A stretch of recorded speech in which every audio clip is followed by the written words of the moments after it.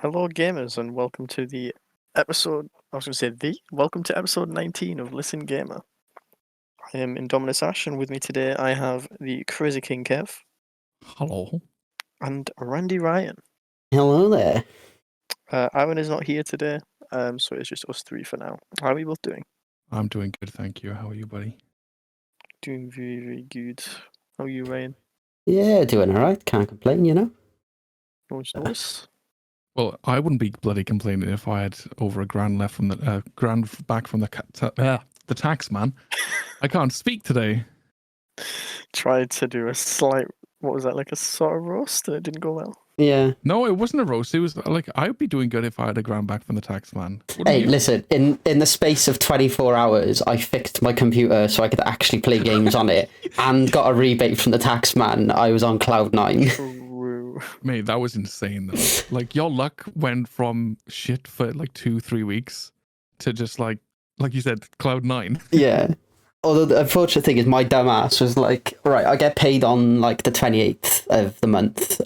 So it's like the new Pokemon games were out. It's like, oh, everyone's playing them, and I just want to play Pokemon with them. I want to try the new game. And I was like, it's fine. I'll get it on the 28th. That's fine. And then I got the money through from the tax rebate, and it was like, right, but they pay in check because they still live in the 1960s apparently. Which takes a few days to clear, and it's the weekend. So I was going to say, who the fuck pays in check nowadays? yeah, so it was paid in check. So I'm still waiting for that to clear. So I was like, okay, I can get the Pokemon game sooner, but I still need to wait for this check to clear. And then I also remembered that when I was trying to get a replacement PC, that I signed up for an Argos card. So I did actually have an Argos card, so I could go and get Pokemon nice. straight away anyway. So Perfect. I just went and got it. No, everything came full circle. Like we spent too long. Ryan bought a brand new computer, and he could edit videos again. Mm-hmm. He could do everything except for play the one game that he plays, and that's Dead by Daylight. Which I know I've mentioned it, but I'm not going to mention anything about it because I don't know anything about it, and I don't particularly want to know anything about it at this moment because we got a new game to talk about, and that's Pokemon. But yeah, Ryan had a brand new computer and he just couldn't play anything. Every single game that he played, he tried reinstalling the operating system loads of times. We tried different versions of the driver and stuff. But then in the end, Ryan will tell you, it was I factory reset my PC and had to reinstall all of the programs from scratch to find out it was one slider bar on GeForce Experience that was fucking everything up. Hey, right. As long as you found out what it was, that's all that matters. That's the main thing. The funny thing was as well, you told me what that was, like what was doing. I think it was on stream or something, or we were on voice call. Yeah. And I went and checked mine. You said yours had done that by default, and mine was not that. So how yours is being set to that, I don't know. I don't This know. is what I mean. So I think when it was originally set up, it must have had some sort of I don't know, like hardware metadata, something baked into the graphics card, depending on what version it was, that automatically set the sliders to that. But I've never heard of the sliders automatically being set like that at all. I don't know. All I know is it works now, and it was one stupid setting, and we tried just about every complicated method of doing things to the point where I opened the PC up and made sure everything was plugged in properly and pushed it all, and like just everything. Like honestly, it was ridiculous. Like if I just tuned into the podcast right now and all I heard was, "Oh, I pushed it in," and making sure that opened it up and pushed it in. Right? Anyone that joins the podcast after like 3 minutes and misses the intro deserves what they get. Okay. Yeah. Simple as. Like if you skim through towards the end, I sort of understand, but don't miss the intro. Don't miss the first 5 minutes of the conversation. Yeah. I feel like anyone that sort of tuned in on that specific part would probably like rewind it to find out what exactly we were talking about. I would hope so. I would hope I wouldn't be silently judged. I'm just glad I'm not on camera right now. Because if we were doing what I would like to do or plan to do in the future and have cameras and have like a more of a formal conversation because we can see each other and stuff like that, And like Ash can lift up the help me sign whenever Ryan gets into a debate where he's clearly in the wrong and Listen, all that kind of right? jazz. There is no right or wrong when it comes to a debate because it's opinion. Yeah, You just still have a wrong opinion. I was just about to say your opinion. It can be wrong, but I can be entitled to it. Oh, you can be entitled to it, but it can still be wrong. But until it was tested, it wouldn't be able to be proven. In theory, I may have been wrong. In reality, There was I a could have been very right. high chance that you were wrong. Yeah, but that's still not 100%, so I'll take it. Nothing's 100% though. There could be some weird anomalies, like Yeah. with anything really. Exactly. Like, to be fair, Yeah. right? Like, not to go to the game, but there's a fair few times that, like, perks have come out and everyone's like, oh my god, that's so busted, they're going to have to change that. They don't change it. It's run for a week or two, and then everyone goes back to the old meta. Yeah, because that's what this is the thing with any game. It doesn't have to be that one. With any game, as long as if there's change and a learning curve, people will do everything they can to avoid that learning curve if what they're already currently doing works. Because people are lazy. The only people that would want to sort of get better and like keep with the times, for example, True Talent. Back in the day, he was apparently a very good killer. I don't know because I didn't watch any of his content then, and I don't now. But apparently he was a very good killer. He was one of the best. But now he's fallen off because he didn't keep up with all the times and like the way the perks and everything work. So he's kind of shit right now. And he blames everything on toxic Swifts when they're all solo queuers and that kind of stuff. So if people took the time to learn how to play games, like when the new updates come out, then it would be less of that, really. People need a bit more Bear Grylls in their life. They need to improvise, adapt, and overcome.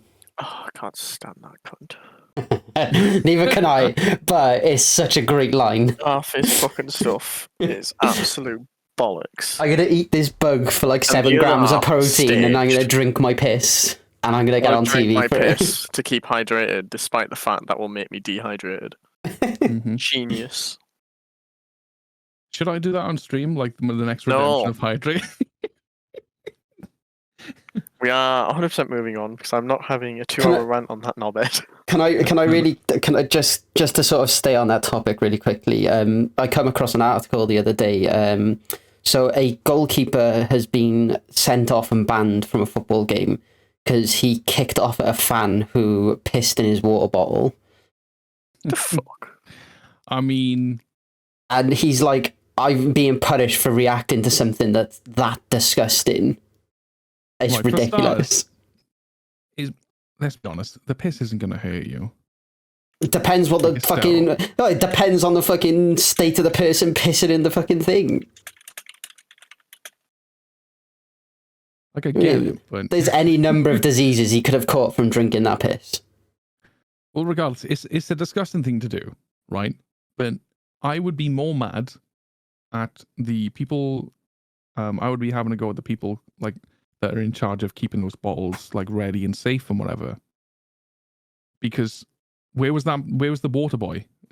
Whatever they're called, but where was the water boy? That is supposed to like run onto the pitch with those bottles and give them to the players, that kind of stuff. So Where's he doing? in football, they don't really do that. The goalkeeper will have their own water bottle and towel that they keep in the goals with them. So somebody pitch invaded. Mhm. Nobody thought to say anything. He managed to whip out his dick, piss in the bottle. What? Like how did that happen? I was very confused as to how it actually happened, but that was the statement that was being made, that he was punished for kicking off at someone who pissed in his water bottle. Look, that guy must have been like some Doctor Strange Houdini shit. Like pulled out a portal, grabbed his bottle, pissed in it, and then put it back. Like there's no way that nobody would have seen him do it. Even if he jumped on the pitch, swapped the water bottles with one that he'd pissed in. I don't know. But That's odd, dude. that just reminded me of that story then. So, yeah. Quickly on to football. Moving. Again, by the way. Yeah. Sorry, that link that I sent in the chat with the stream. Apparently, it was streaming the World Cup, but it wasn't streaming the World Cup or something. Whatever couldn't it have was, been. that stream had over 1 million viewers on Twitch at the time of me posting it. Oh, And damn. it was on. and it was on like either level 25 or it got to a level 29 hype train. Oh damn. Like it was insane. Like it That had is crazy. It had subscriber chat only, which is for obvious reasons. But I don't think that I've seen an actual live stream. Like me personally, I've heard about them being like huge and stuff, but Mm. I've never seen myself a live stream that has had that many viewers.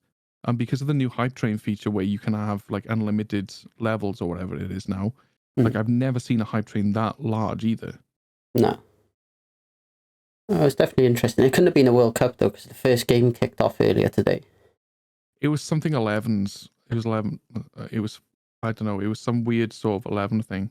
It was France and Spain or something. Oh, God knows. It was like the viewership on it, the numbers that it was pulling was absolute madness. And I think he was just a generic dude like streaming it as well. So he would have made bank. A level 29 hype train. Crazy. Yeah. It depends really, doesn't it? Like I had a level 4 or 5 the other day, and I think that was a couple of hundred. Yeah. So to have it like that, and you can have different sort of difficulties to set them to as well. So like you can That's what I mean. Like on the lowest difficulty. Yeah, that was on the lowest difficulty. Like if it was on a higher difficulty. But it depends on what's going towards it, because like it can be bits, subs. I only ever saw subs. No, I know, but like it can be bits, it can be subs. Yeah. Like those subs could be coming from different areas, like different countries in the world. So those subs are worth more or less depending on who they're coming from and things like that as well. Oh, by the way, speaking of, sorry, Ash. I do think that Prime subs cost differently depending on the place you are in the world. Which I never knew before. How that would work, because it's still technically... Yes, but the exchange rate would still put it to wherever you're at, so it's not necessarily going to cost more or less. No, so for example, if I'm in Russia, sorry, not Russia, where's Nixdix from? Romania. Nixdix is in Romania, so I think a sub for him costs like 125, something like that. Like our money. So if he was to sub to me, it'd be 125, I get the equivalent. But then if he was to Prime sub or whatever, normally it would up convert it, so Twitch would be losing money or whatever, right? But I've noticed that I had like $3 or something, $3 something from like one of the streams that I had for Prime subs. So the only explanation that I could think of is that, for example, in Romania, if Amazon Prime is, say, 50 quid in our money to buy over there, then the equivalent of a Prime sub, that would also go down, surely, right? No, because it would still just come down to exchange rates. So that's what Twitch did, though, isn't it? They localized the earnings. Yeah, they localized it a lot because there was people like... They localized the earnings for the streamer, I thought, not for the who subs. No, the costing of it as well, because they wanted to allow people from, like, for example, I think it was Zuto in South Africa, his cost of his sub to Kev was cheaper than what it would be for, like, myself, because their average earnings and their typical, like their minimum wage and things are a lot different, so they don't have the capacity to earn enough to pay for that sub, but they wanted it to be inclusive as well. Yeah. So it was a lot more expensive, sorry. I think it was like... We could, with one sub from us, Zuto could buy... Like, obviously, if he got the full $5, £5, Zuto could get, like, a full McDonald's meal. He could eat that day for one sub. Like, it's crazy. It's kind of like Australia. Like, you know where, like, £1 is, like, equivalent to, like, 2-3 quid over there? It's pretty much the same thing. But it still comes down to exchange. Something about that seems odd. No, this is how Twitch did it. Do you remember back last year when you had extra money? Twitch making up the money? No. Because of sub rates? So they were that much of a caveman, you literally live under your rock and just ignore everything going on. Last year, I can't say I paid that much attention to what I was earning. So, okay, that's fair enough. I couldn't tell you. Right, so long story short, what Twitch did was because, like Ryan said, the exchange rates for the subs were very unfair. They set everything to US dollars and then GBP. Everything was like $5.99. The equivalent of it. So if you lived in the US, it'd be $5. If you lived in the UK, it'd be £5. So in order to make it fair for everyone across the world, because like for example, Zuto may have paid like £7.50 or £10 for a sub to someone, whereas it's cheaper for us to buy a sub because it's £5. So the exchange rates there were unfair. So what they've done is essentially the equivalent of $5 everywhere. They localized it for every single country, or most of the countries at least. That's the exchange rate. Yes, so they still got like the $1. Whatever they pay, that's how much we get, and then they convert it. It's weird, isn't it? I don't know how to describe it. I think we should just move on. It's cheap. It's cheaper. Like I know what you mean with the exchange rates of. They've done it with their cost of living kind of thing. That kind of exchange rate. But it's. I'm So going to go around in circles. So the best way to explain it, right? If it costs me £4 to get a sub, it may cost Zuto £2 in his money. You would get £1 of that as the 50-50 split, but you would get £2 off one of my subs. You'll earn more off my sub than you will off their sub, but it's cheaper for them because they can't afford the sub because of how expensive it is compared to their wages. Well, that's just Twitch taking a different cut for each area, no? Sort of. Say, for example, the minimum wage for us is £10 an hour. The minimum wage for Zuto is £5 an hour, like in our currency. That's pretty much how it goes. It is essentially that. So Twitch are basically saying we're only going to charge them X amount of money for a sub because they can't afford to sub compared to what like the UK can.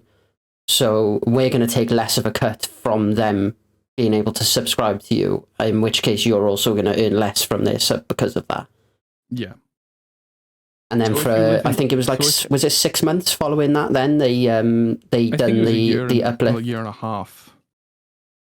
They sort of graduated it. So at the start, it was like, as long as you stream for like, if you streamed on average for 100 hours, you would need to stream for about 75 to 80% of those hours. Yeah, I remember seeing that. Yeah, so that's what that was about. So you needed to stream for that amount of hours so you could get the Twitch sort of like top up, essentially. So they would top it up over like the course of 18 months. Yeah, and then so people could adjust to like people who were doing it as a job, because they would have lost like a third of their wages just from like the subs being cheaper for certain people who did usually subscribe. Yeah. So I'm thinking from seeing on my dashboard, going back to it. So like I said, if, for example, it costs like 80 quid for us for Amazon Prime, if it costs 50 in our money for Zuto, then his Prime theoretically is worth less as far as the exchange rates go. So that would make sense if somebody, for example, from Sweden, from Romania, from Australia, if they were to subscribe to you through Amazon Prime, and Prime is at a lower value, it would, like, we would take a lower cut from it because of the localized earnings. Do you kind of get that now? I got it up until you started talking about localized earnings, but I think I understand what you were trying to say based off of what Ryan was saying. Yeah, so the localized earning is like what I said with, for example, ours is a minimum wage of £10 an hour, where Zuto could be £5 an hour. Mm-hmm. That kind of localized earnings. So it varies from country to country. Yeah. No, it's interesting. I don't know whether Prime, I don't know if it would or wouldn't affect Prime, or if it should or shouldn't affect Prime, though. That's what I was going to ask you. Well, like, Prime should just be whatever Amazon is. Yeah. It should, but at the same time, it is still a currency in that particular country, isn't it? Based off of what you were saying, the cost of a Prime sub is still the same as what it is here because it's exchange rate. But Amazon Prime don't allow Twitch to take a cut, right? We just get 100% of what that Amazon Prime sub is. So it shouldn't account for it. no, that Amazon Prime sub is technically a full-fledged sub. Because if it was worth any less, you wouldn't get the emote, so you wouldn't get the ad-free view and that kind of stuff. So I'm just looking on my dashboard right now, and last month I had $8.40 in Prime subs. This month so far, I've got $5.48. So there's clearly some sort of exchange rate thing going on, which I didn't realize in the past. Yeah. It was only by chance that I saw it. Yeah, it might be. I suppose it does make sense, but then It makes more sense to me. Like, Yeah. I understand, but I didn't read about it anywhere else. So this might be a breaking thing on the breaking this news. Doo-doo-doo. Yeah, breaking news on this poorly described way of how Twitch localized subs work. But no, I thought it was quite strange, and I thought, like, if you were to look on your profile, so it should be essentially $2.50, right? That you should earn from every Prime sub. Should be, I think. So if you go into your analytics, then your earnings. Okay, I've clicked earnings. So if you scroll down, it says your revenue sources for the last 30 days. So it's got paid subs, Prime, gifted, multi-month, etc. So Prime subs, does that have a number?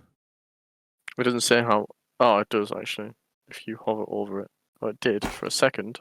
Oh, have you scrolled down for like your total estimated revenue? Yeah.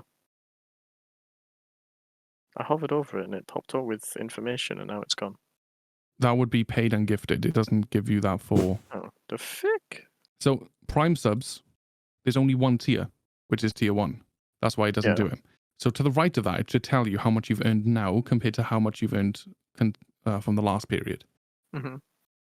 So that amount of money, I think, is localized to the country that did the Prime sub. So by your logic, being a Prime sub, you should theoretically get $2.50 or £2.50 from each Prime sub, correct? Well, not necessarily, but sure. How come? Well, it doesn't cost $2.50 for a Prime sub. Well, it's £5. Prime subs are free subs from having Amazon Prime, so you should get your. But it does count as a full-fledged sub. So technically, your revenue from it should be either £2.50 or £2.49. Well, no, 'cause it's not a full £5. It's like $4.99 or something. So it's not going to be an exact round number. No, that's like even £2.49 takes it up to £4.98. You're losing me again. What's half of £4.99? What's that got to do with what I'm staring at? Is what I'm asking. What we're trying to say is the fact that you're supposed to get half of the sub. So if the sub is $4.99, you should be getting half of that as your revenue for each sub. So a Prime sub to you in your earning should be £2.49 or £2.50 per sub, because that would be half of the $4.99. Right. But you're not getting that, are you? Well, I don't know, because it's got a totally different fucking number on and not an amount of how many there are. Yeah, but like that amount, you should be able to total that amount. So if you had 2 Prime subs, it should be £4.99. This is what I'm getting at. If you had one, it should be $2.50 or $2.49. If you've had 2, it should be double that, 3, etc. It should be either a multiple of $2.50 or a multiple of $2.49. Well, a better way to do it, when you're looking at the graph above, that should be what accounts for what's down there anyway. So you just count how many Prime subs you have and then work it out. Yeah, you can hover over it actually. So I'm hovering. You can't hover over it because Prime subs doesn't have that. I'm doing that right now and it doesn't. No, you said on the graph above. Yeah, on the graph. That's what I was looking at just now, just to see how many, because it's just how many blue ones there are.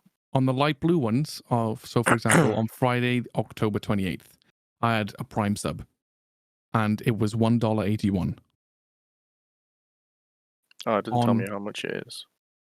On the 11th of November, I had another Prime sub.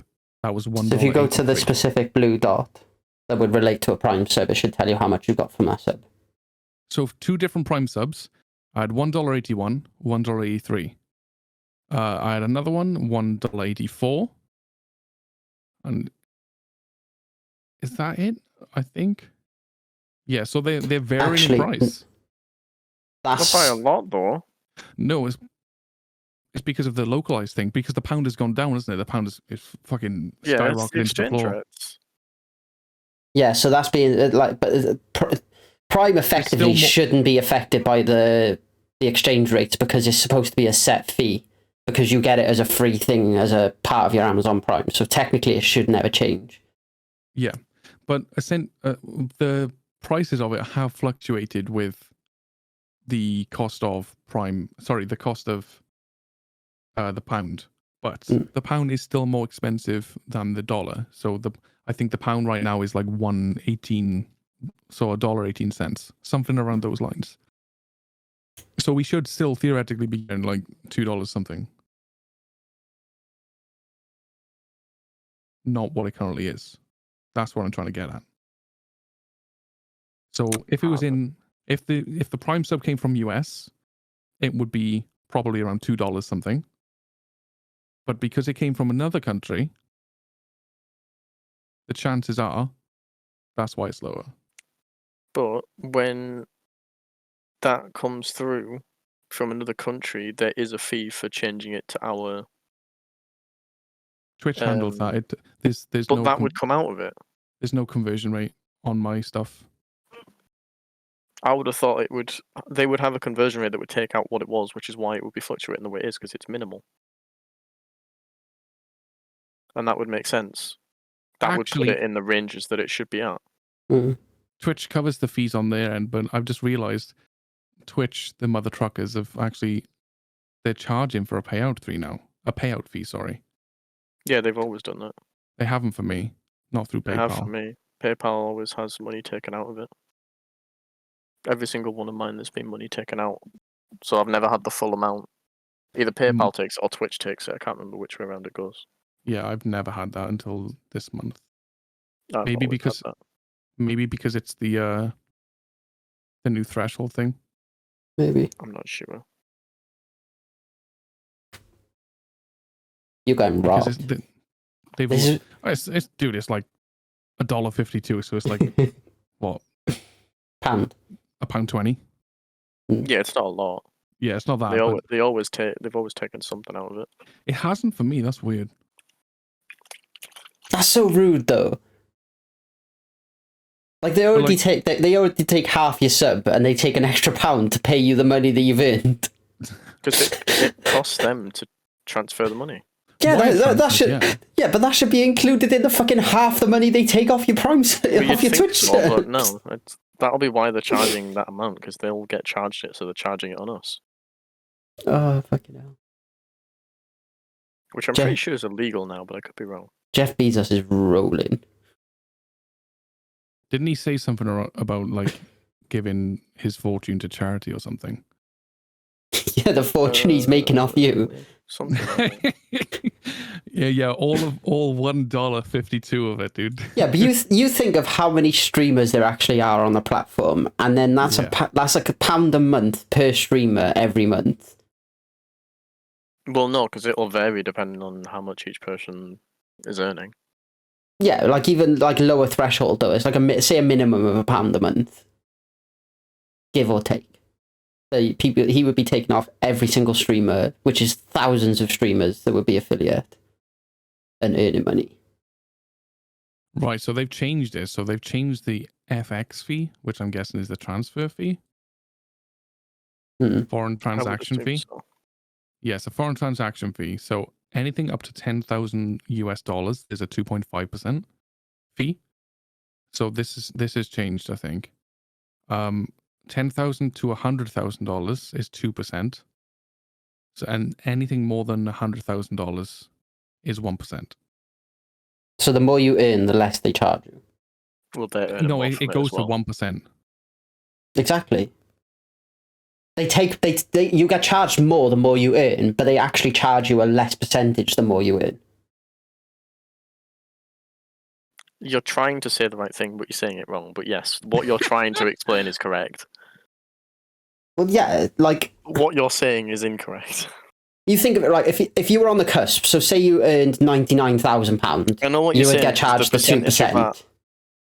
But if you earned 101,000, you would then be charged 1%. Yeah, but you want to know the difference between that 1% and 2.5%, right? Well, no. Like on that threshold, you could potentially, like, if you were to earn the minimum and the maximum and the minimum, you would be better off if you earned that extra to get the 1% of 100,000 than you would if you were to earn the 99,000. Well, yeah, but then Twitch is also earning more from you anyway because you're earning over. Right. Can I just say, so I think I've done it correctly, but if you were to have 100 grand, and Twitch, oh Be a shit, that was thousand. the 2.5. So yeah, so if you had 99,000, Twitch would take 2,475 from you. Mm. If you were under the 100,000, obviously, then 100,000. God, I What was need a it? new chair. Was it 1 or 1.25? You said You're the one. one that told us. You said 1 originally, but So there was 2.5, then there was 2, I think, and then there was 1%, I think. Yeah. So it's 2 grand. So it's just 500 quid less. Do you see what, like, a person who's earned less money is paying more than a person who's just earned more money? So the person who earned more money... My friend, have you paid any attention to the United Kingdom politics or I was going to say hello. the way the money system works? Yeah. The reason behind it is because they're earning more, so that 1% will, when they're earning a substantial amount over it, will be around the same as that 2.5 because they're pulling in more anyway.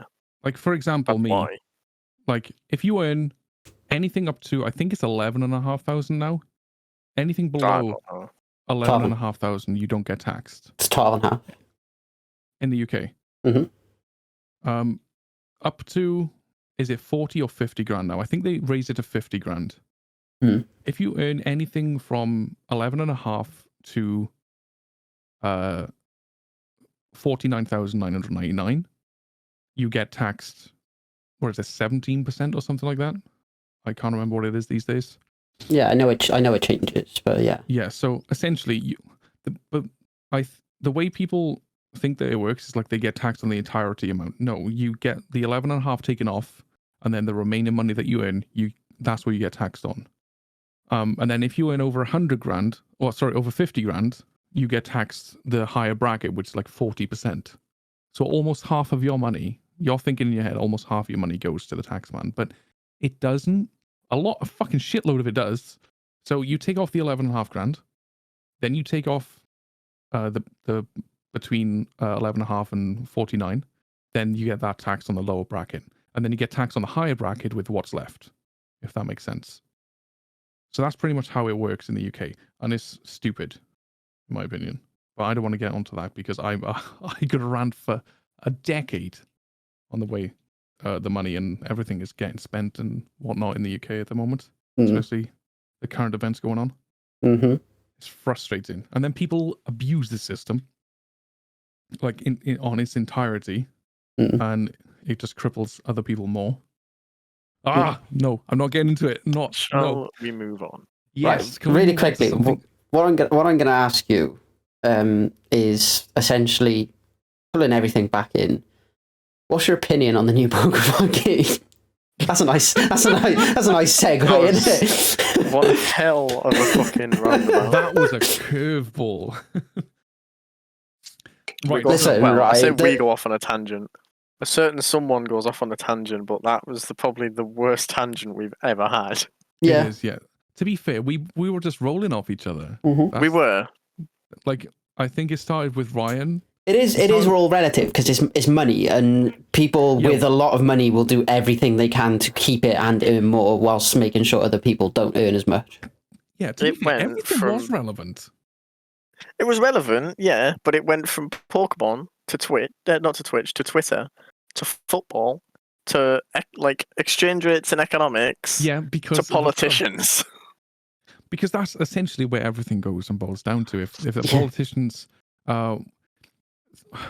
quickly just say this: if the How to move politics, your conversation from Pokemon to politics in about half an hour. There you go, guys. Did we? No, I don't think we even talked about Pokemon, did we? We mentioned it because we We were gonna talk Yeah. about it, and then we went, oh, little before we do, I want to talk about Twitch.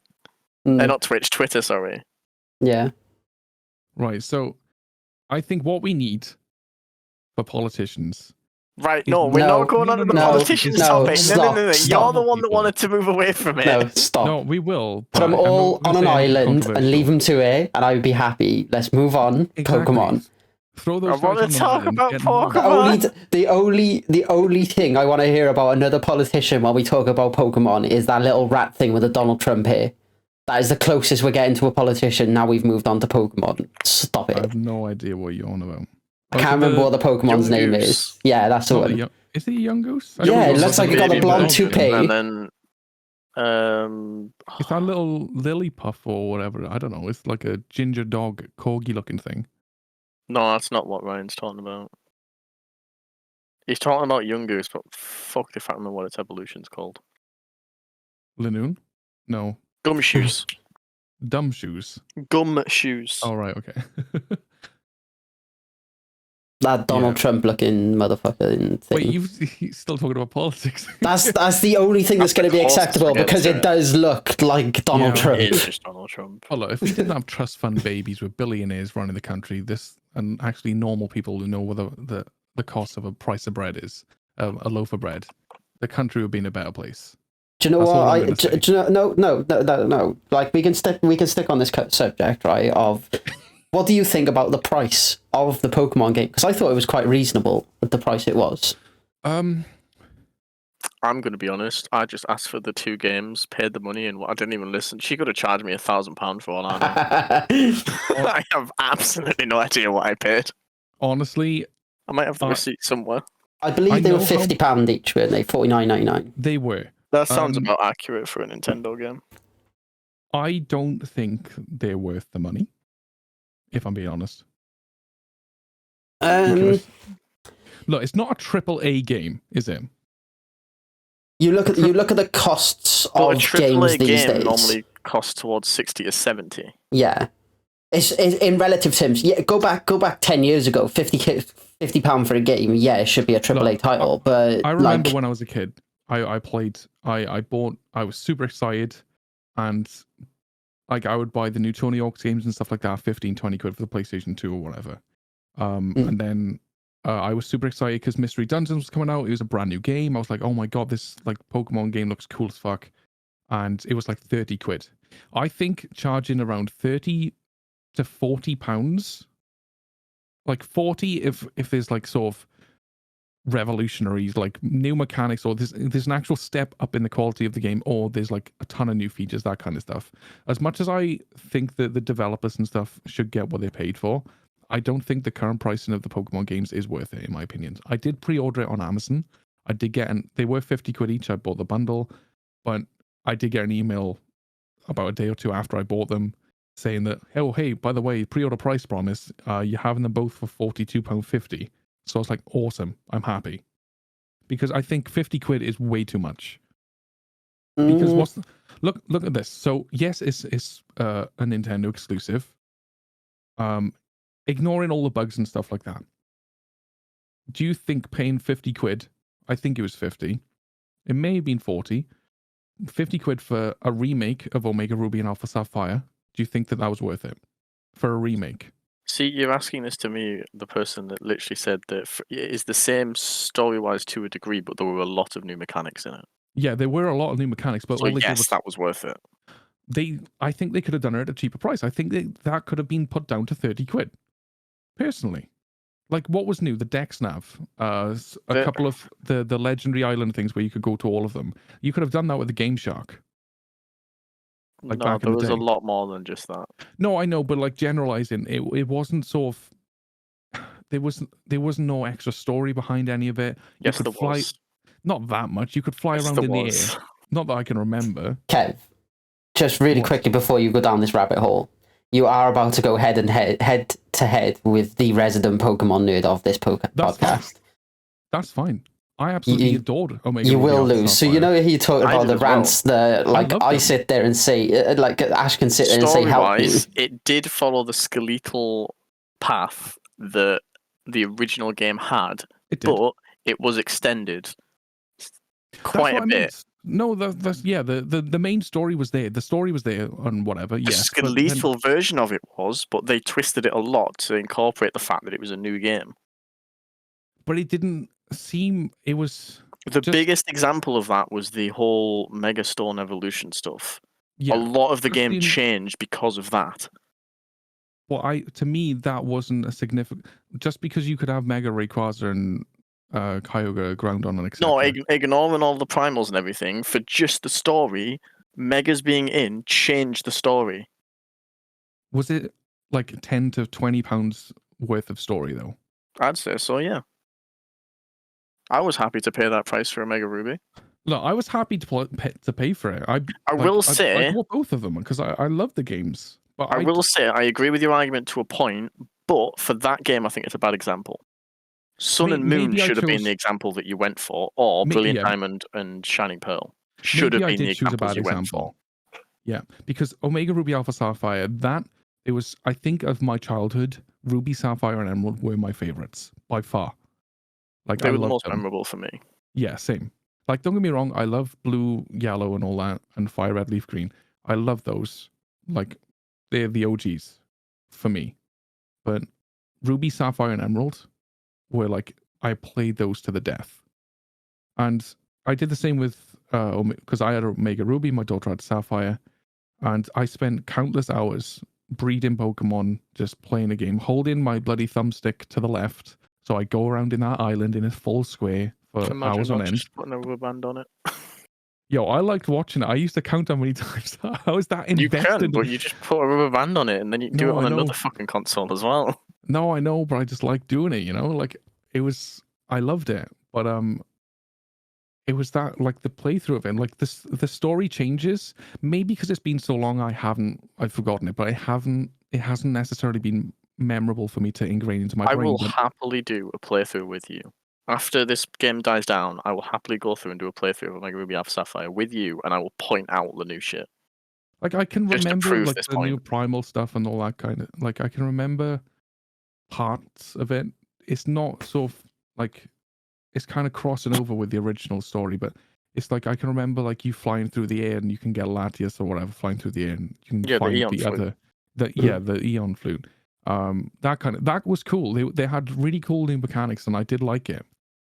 But like thinking back, I don't for a nostalgic game, yes, I would pay it again probably anyway. But I don't think it's worth it to a degree. Like The only Pokemon game recently I felt that I've been robbed was when Sun and Moon were brought out, and a year later, Ultra Sun, Ultra Moon came out, which was the same game but slightly harder. Like they changed Yeah. nothing. Yeah. That's the one time that I paid for a Pokemon game that I felt I've robbed. been robbed. Like that kind of shit that doesn't fly with me. 'Cause the only Like thing they Sword did and with that Shield? was the totems, and then Ultra Necrozma. That was effectively what you paid the full game for again.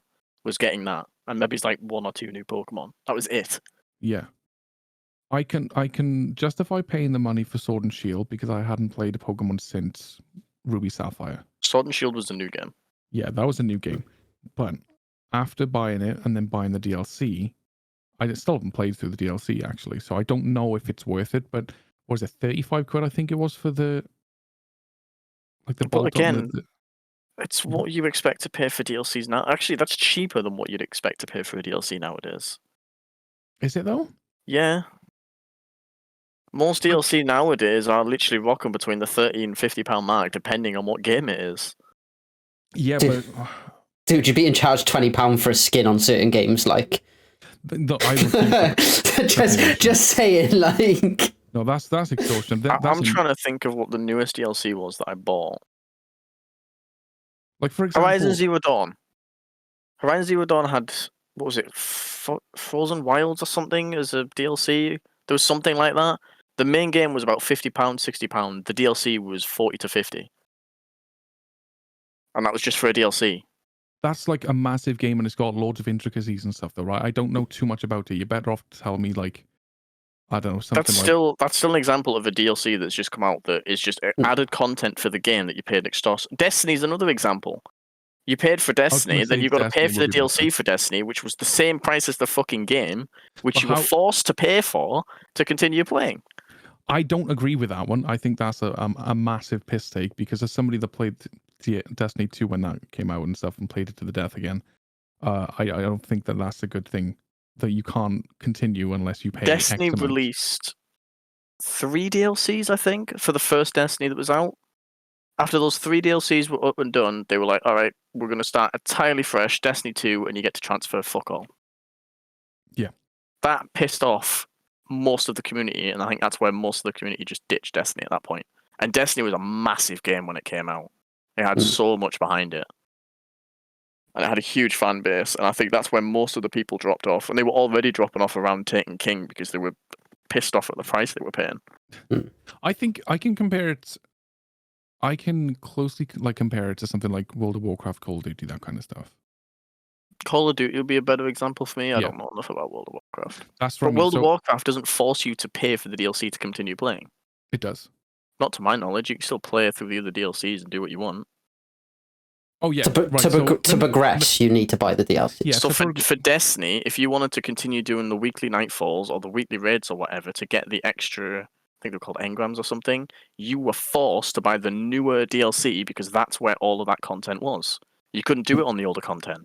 Yeah. Not anymore once that DLC was released. You were forced to pay for it. That's daft. Not to Right, mention the fact that they increased everyone's light to a bare minimum to be able to start the new DLC. So all that hard work you put on throughout the year meant nothing. So can I just quickly go over this? Yeah. I understand that World of Warcraft is a subscription-based thing.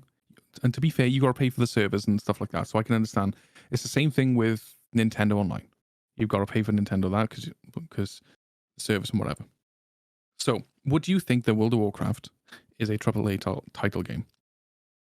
For what it is, I'd say it's probably quite close. Well, it is like a massive, obviously, game, a massive bloody popular game.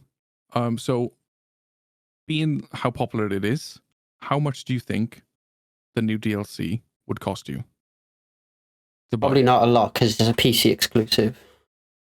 Just like this is a Nintendo exclusive. Yeah, but this is like you're talking about DLCs for other games and things like that. Like they don't have to code any World of Warcraft stuff for multiple consoles. I do sort of agree with the DLC for Pokemon shouldn't be that expensive, but the actual base game being 50 quid, I thought was fairly reasonable. For Pokemon, I think the base game should be around 40. It shouldn't be much more than 40. 50 is really not much more than 40. Well, it's 10, isn't it? Like, yeah. But there's That's still not people much. that sit and work on the game. Yeah, I totally agree. Their living wage has gone up. Mm. So naturally the game is going to cost more anywhere. But the living wage goes up every year and stuff anyway. But the games have been going up every year, more or less. I'm at not a getting steady into rate. the politics. Well, anyway, so the base game for World of Warcraft, the new one that is coming out in 8 I'm days, assuming it's around 40 quid, is $39.99. which is about what I guess. So cool. Yeah. I'm happy with that. So, Call of Duty, however, cross-platform game. Mm. How much is that to buy? 60? The think so. game or DLCs they release? Just ignoring the game. Just ignore just the game. Is it what? The game was I don't know what you're $59.99. talking about. The I think the game. game was Yeah, 60. just Yeah, the game. The game game is- is usually between 60 and 70. Yeah. So for a game like that, That's Which has- extortionate. but Yeah, you can I would say I- Call of Duty's too high, but again, like they have got cross-platform to deal with and maintain. Exactly. As much as I agree that it is extortionate, I'm much more happy paying 60 quid for a Call of Duty game than paying 50 for But because how what could- much in Call of Duty is it the same guns, the same core mechanics, and the same maps that you pay for? And That's- that's just the online. That's not going into the story. How much of So that is the you- same recycled content that it always is? So is a Pokemon game. Pokemon normally release around 70 to 100 new Pokemon. That's not including any new But you're still going mechanics around. or anything like that. You're still going around pretty much using the same team because they're quite overpowered or whatever. You're still No, you going around don't. battling the same Pokemon. You might do out of choice, but that doesn't mean that there's No. I mean, nothing- like, all you're doing is just running around, going battling new Pokemon, and then breeding for 1,000 hours to get the best competitive team you can. It's the same. It's the same sort of core principle, but it's not That's just for cross-platform. competitive, but it's still new stuff. A quarter of their Pokemon are brand new. That's not including any new moves that they give to the original Pokemon we already have to change the meta up. Call of Duty is the same guns, the same maps. How often does the meta change? Every single time a new game's released, the meta changes. And then does it whittle back to like No, Ash Greninjas and all that kind of stuff? Ash Mega Greninja's Lopunny? never been in the meta since No, but you know what it I was mean, like released. the Mega Lopunny, the No, what because was Megas the aren't other in the game. That's why the meta changes, because every time they release a new one, the stuff that was pretty good in the last one, Megas, Gigantamax, whatever, isn't in the new one, so the meta changes. That's before they start including new dual typings, new Pokemon, new abilities, any of that. The meta So- just changes every single time. As far as I'm aware, as well, I don't think Call of Duty is charging you for maps anymore. It's not. I'm just giving an example, same as Yeah. what you are. No, I know. I'm just. The thing is, you're not arguing back. You're discussing back, and this is what I like because you know more about that, and I know more about this kind of stuff, and then it gives both insights, and it's showing both sides of the coin. And Ash, we're have you mature got enough. your little help me sign I could borrow? So like, you're paying 60 quid. I understand that you like with the Pokemon 50. No, I was looking at Call of Duty price then. Okay. Sorry. 60 to 70 for Call of Duty. Yeah, 60 quid for Call of Duty. Because they've got the new Battle Pass tier, the crap, that stuff. You pay £25 for the new Vault Edition or whatever, and you get the first Battle Pass for the season. You get 50 tier skips, whatever. You get whatever. I'm not interested in that stuff. I did buy it though. But You're buying that you're not interested in, but you're complaining about an extra £10 on a I do Pokemon appreciate game. as well that every single person that I know that's bought Call of Duty, all of them have said that it wasn't worth it. what, the actual game? Mhm. I like it. I enjoyed the game. Like, I've got used to the guns and I've got used to the movement and everything. And before, I thought it was like a bit of hot garbage. But when I actually started playing it, I played with the guns that I didn't want to unlock the guns that I wanted. And now that I've got those guns, I'm enjoying it.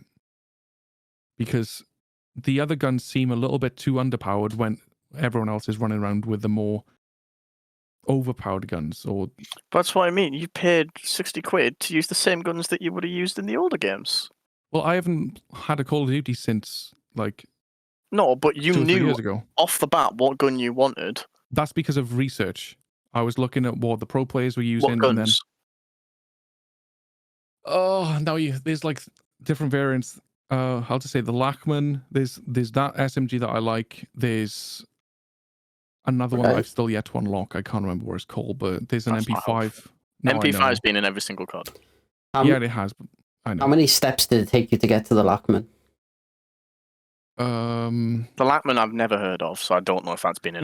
That's like the MP5. I think it's pretty much the I MP5. watched a video on it the other day where a person wanted to use a certain version of the Lachman with a certain attachment, and they needed to level up 17 different guns in That's- certain ways to be able to Surely get it. that's bullshit.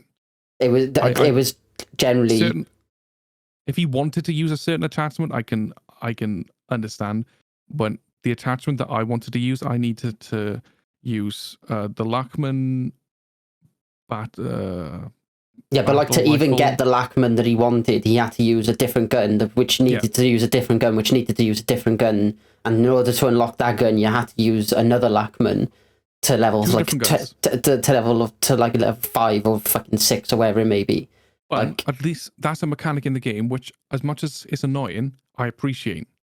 Because then you can't go out and it's not like every other Call of Duty that before where you get to like level 45 and you unlock the MP5 and then you can instantly put all the attachments on there. Like No, you always had to unlock the attachments. when I you- get there was leveling the levels, gun. yes. I get leveling the gun itself to get the attachments for the gun, but like it doesn't sit well in my brain where it goes, you have to get good at using this gun to be able to have a scope on this gun. Like what? Excuse Some me? of the guns have specifics where I think there was like a Lachman grip or something like that. Mm. Or it's coded, like the wording was similar, so I may have thought it said that. But in order to get that grip on a different gun, I needed to get one of the Lachmans to a certain level, which you can understand is like sort of merging the guns or merging parts of the other guns with like a different gun. But Yeah. which honestly, like as much as I'm gonna load it up later and I'm gonna be, oh, this is fucking annoying, but I do like it because a casual player like me, because that's where I am now, I casual player with it. It gives me something not just like, oh, shoot, blah blah blah. I'm just going through the game with the same gun. It's forcing me to use different guns, which is forcing me to use a different playstyle, which then is forcing me to play the game totally differently to what I would. So it's always interesting. Did you just say you were a casual player? Yes. My God, you No. done research onto what the pro players were using to be able to pick your gun. I just wanted to know what I was aiming for. that is not casual.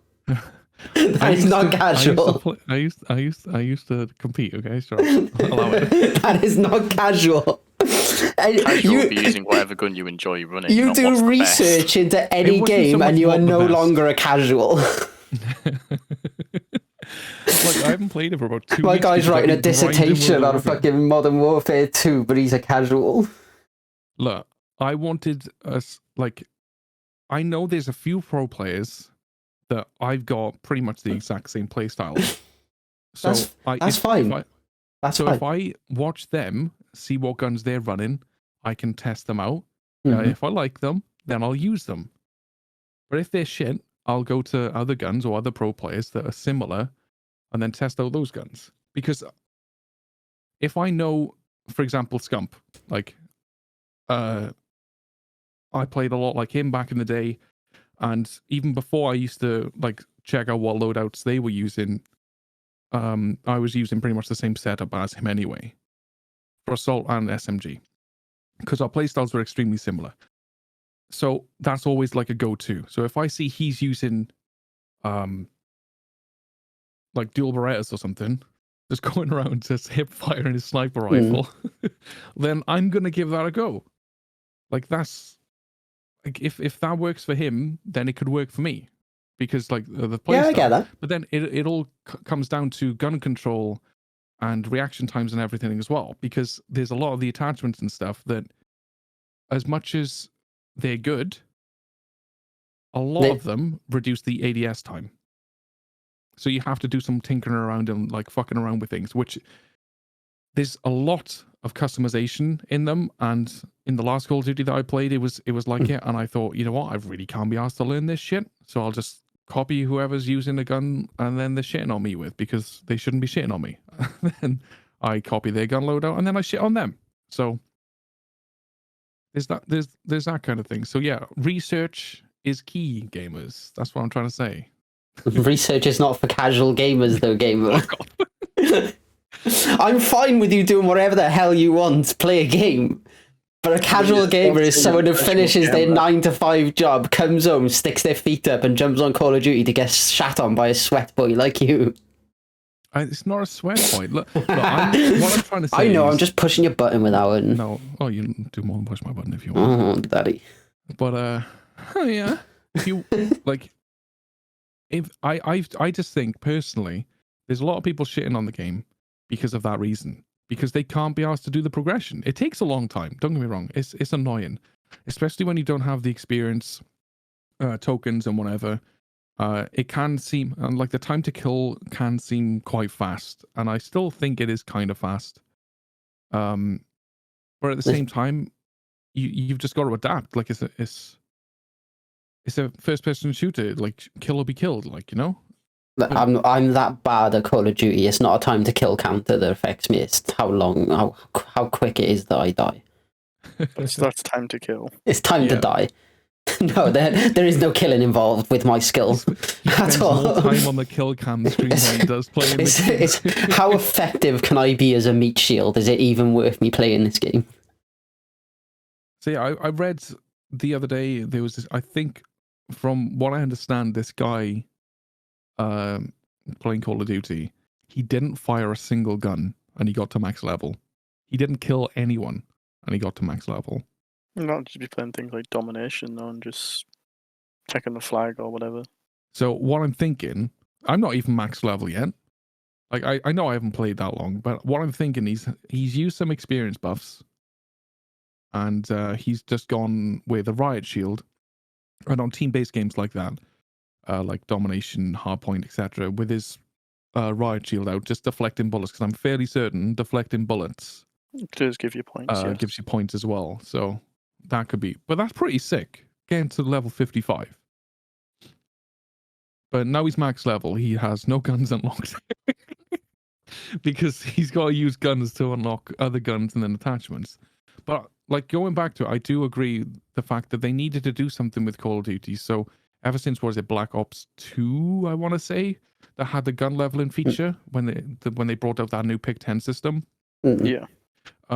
That's when the gun leveling system came in, and that's when you had to like sort of level up to get unlock the attachments. But before that, as soon as you could unlock the gun, you could just put the attachments on, providing you as a player was a high enough level. I agreed with that, but like that being my point is you should be able to unlock the gun with your like player level, and then once you've unlocked the gun, you should need to be able to use that gun to be able to unlock the attachments and whatever else to go on it. That's the way it should be. You shouldn't have to use other guns to be able to use that gun. I do agree, but I also see it from the other side because it gives you more of like rather than just like sticking to the like back. It doesn't. It does for the first month or two until everyone's grinded to get what they want, and then everyone plays with what they want anyway. Yeah, but then at least you've got that progression, and then if you've progressed through the game and thought, oh shit, I've unlocked every gun, then I've got all the attachments or whatever for the guns, or I need this specific attachment. So as I'm going through these guns, I'm always going for the challenges at the same time. So I'm making sure that if I need to get like crouch kills or something, like I'm trying to get the crouch kills as I'm going to level up the gun, because not only that unlocks the camos, but it gives, when I do unlock the camos, I get more experience for unlocking those camos, which then levels the gun up even more. So it can push people like me to go more towards the unlocking route where you unlock everything like the camos for the guns. And I know people are grinding them and they've got all of them or most of them unlocked and stuff. Like, I'm not about that life doing it. I used to. Black Ops 2, I fucking flew through it because what I used to do, I was always shoot for, I know that's what you're supposed to do, but I'd always like purposefully shoot for the head. I'd always sort of aim it higher to make sure that I would try my best not to shoot down, like towards their torso. Like I would only ever go for headshots. And doing that not only made me obviously a better marksman, but I just was able to fly through all of them. And I'd start with the pistols, because as soon as you like get a gold camo or get 100 headshots with pistols, then I'd go to a sub, or then I'd go to an assault rifle or something. Because then if I can do it with the pistol, then I'm in that sort of headshot mood, do it with an assault rifle or SMG, then go back to a pistol after I've done one or two of those, just so I can keep the target practice up, essentially. But I think that from a challenge perspective and a progression perspective, it keeps the game fresh. Until you unlock the gun that you want, then that's up to your choice if you want to try out different attachments or whatever. But if you see the meta changing, like if obviously certain buffs and nerfs are going to come, especially if the CDL is going to be coming to this game as well, then you're going to be needing to unlock other guns or other attachments. So you're going to need to unlock the stuff anyway. And with that, I do agree with it. Because when you're leveling up, there's so much stuff that you're unlocking now to do with score streaks, not death streaks, field upgrades or something. You got to unlock certain things for perks and whatnot. And there's just different ways that you can unlock things. So I think putting guns or putting attachments on the leveling feature as well, considering you're not actually getting any prestiges. It's just level 55 and that's it. There's still a lot of things that you're unlocking from 0 to 55. So to put those things in there, I think they'd just be too much, and it wouldn't really feel as what's the word, an accomplishment to unlock the guns, because you're just doing it by leveling up. So I think that way of progression is better. And how the hell did we go from like a discussion from Pokemon and Call of Duty and like if it's worth it to like a heavy discussion on the way that like Call of Duty is at the moment? Because you were mad the Pokemon cost £10 more than you'd like to. It's not about mad. I pay for it because I enjoy it. Like if I want something or if I like something, You think it should be cheaper than what it is? I personally, yes, because it's this is going to sound harsh, but it's kind of like a one-dimensional game. Like you do the story, that's it for the story. Same as Call of Duty. But then you talked about like new mechanics and things. There's four different new mechanics, competitive Pokemon. There is 4 different ways to play through this version of Pokemon. There is also that, yes. Which is also a new mechanic, as well as it being the first progressive open world. There's the gyms, there's the Titans, there's the... Well, technically the 3, and then there's the Pokedex. The Titans, though, isn't that just legendary Pokemon? No. Nope. I don't know really what it is. So I see. It depends how much you want spoilers, because you kind of need to do a Titan to understand what they're for. Yeah. Right, okay. But without going into it, it's not legendaries. It is something that's alternative way of going through the game. Okay. You've got the gyms. You've got the Team Star bases. So that's like Team Magma, Team Aqua kind of thing. That's Team Rocket. That's sort of like base kit for similar, every Pokemon game. But they're different in the sense that you're not just like randomly coming across them. You go out of your way to attack their bases. Like they have established bases. So you're basically invading them. You're a terrorist to their land. Pretty much, yeah.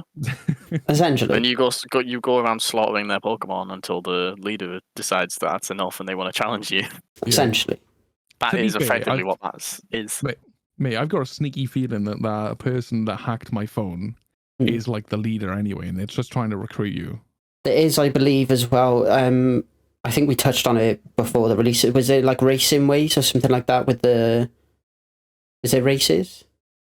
I'm sure they said something about like racing around the island. You can they were saying that in regards to there's multiplayer. You don't race around. Yeah, like race around the island with your friends, like basically on your bike thing. I haven't been online. They very well might be like actual races, but as far as I know, I think what they were getting at is that you just play with your friends. Yeah. Okay. Look, but that be friends and that kind of stuff. I think that is the main reason why I didn't really care much for paying for it at this price. If it didn't have anything sort of groundbreaking and whatever, I would have sort of regretted it a little bit more. But knowing because we did go over the stuff, and if it was just like a base game where you just play through like Sword and Shield and then it's just the competitive or whatever side, I don't think it's worth the £50, personally. I will say as well, I have actually come across one of the legendaries, and you do have to go out of your way for them. But like, is it like back in the day where you had to do like Deoxys puzzles, or like you had to do certain things in the Regirock cave? And I'm not going to say what you have to do, but you do have to go out of your way to do them. No, so I mean, is it like that? Is it like you have to go out of your way, then you have to complete something or whatever to get access to it? You have to find things around the map. Right. So yeah. So it's kind of like a treasure hunt. Or you can go to one of the towns and use strength on a truck, and there'll be a passageway underneath to find you. I so wish they had brought that into one of the games. Like, it's been such it's been nodded to in remakes of Red and Blue and things like that. I've always wanted them to include it as an actual feature. Look, they could have done it in Let's Go Pikachu and Let's Go Eevee. If it was any time to do it, they could have done it then. I just wish they had. Or if they will. Eventually, they'll go back to Kanto in a storyline. Well, now that Ash has won the championship, they probably will. Because he's probably going to go back, tell his mum and that kind of stuff. No, apparently Ash is done now. He's 11 now, he's retired. Yeah, apparently they're doing away with Ash. They're going to have a new Trainer. What are they Ashley. gonna do? Start in Johto with gold and silver now? I have no idea. Yeah, I just do start sort of and wish that they had have sort of May done or that something. years ago. That would be like that would be a series that I would watch for them to go through the games rather than like the anime. But they do kind of go through the games, and at least in the original animes to a The degree. original they Yeah. did, yeah. They do I to haven't watched respect, any but of it's the it's ones. always Ash that's the main character. So rather than having that where they would be Because like, you are the main How's that any protagonist. different to you being the main character? Yeah. Like, you That- are the main character in the game. You have to go around defeating all the gyms, going to your rival, getting your ass kicked. yeah, but each series could have started with a new kid having that first thing of finding their starter and starting their adventure, rather than Ash arriving in Johto to go through the Johto League. If that makes But sense. Ash was their selling character. Yeah. I get why they did it, but it's also like going back now, something I would like to watch if they were to announce and say we're going to do an animated version of all of the games, so it'll be like Red and Blue in Kanto, and then Series 2 will be Gold and Silver in Johto. Like, that would be something I would be interested in watching. I'm not saying to get rid of Ash and never do it that way. Just an alternative, just an alternative show. I will say they did have the They did it as a Pokemon comic, Chronicles. wasn't it?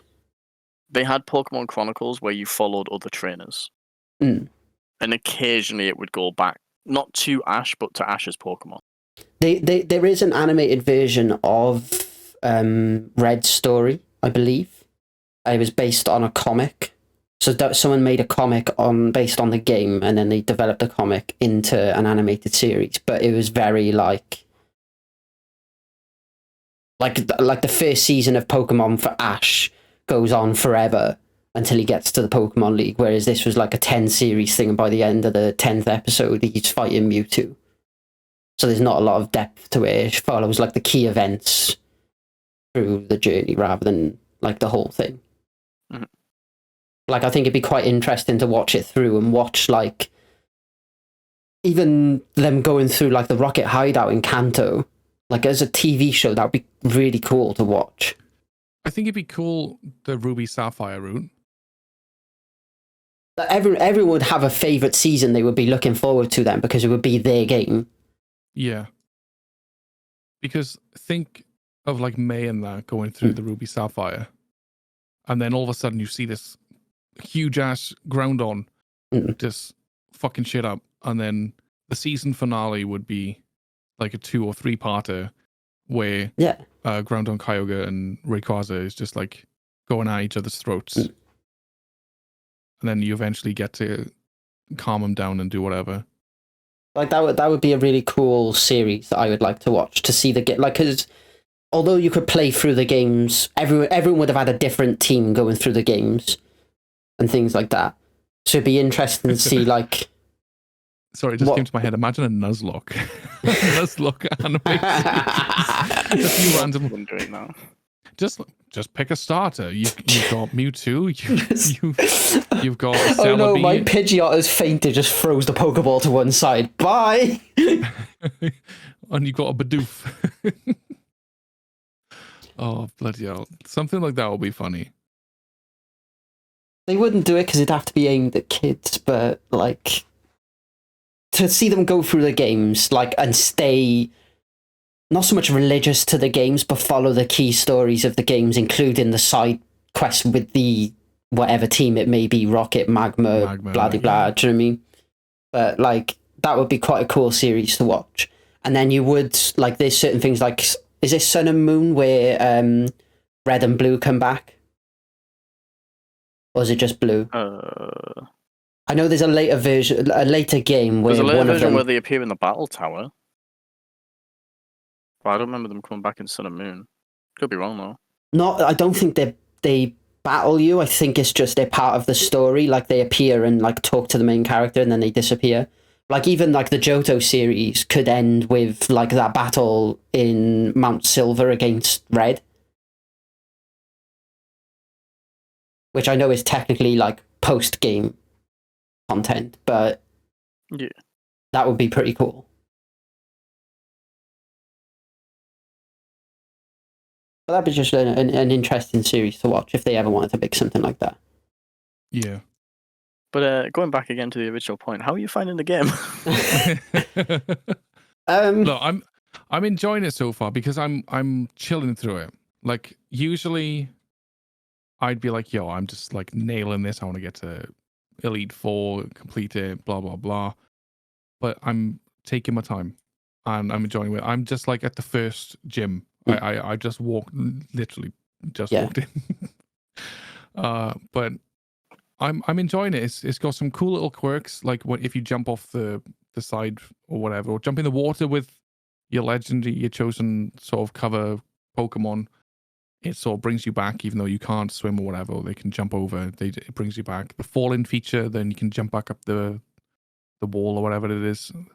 They've added some good things, and I feel with the way that I know it's a kids game, but it's like there's probably more kids that play Call of Duty than kids that play Pokemon, and it's probably the same.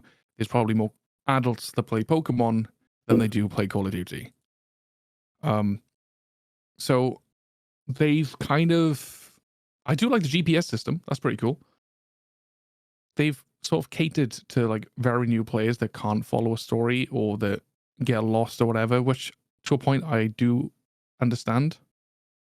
But it's the open world nature of it. I do like all of it. It's pretty. It's cool sort of a so far. case of you can't soft lock yourself on it where you're completely stuck trying to get to the next part of the game. But like I said to Ash just before we started, being the nature of how open world it is, I do sort of feel myself wandering around a lot more than I usually would, where I'm like, exactly. I don't know what I want to do next. Give me some sort of direction at least. Like even if like we were saying with like the Titans and the gyms and all the different ways of playing the game, if like certain parts of the map were locked until you got X amount of badges or Titans or just about to say the same thing. Not even completely locking down the map, just certain areas, just to give you that little bit of a nudge back to where you need to go.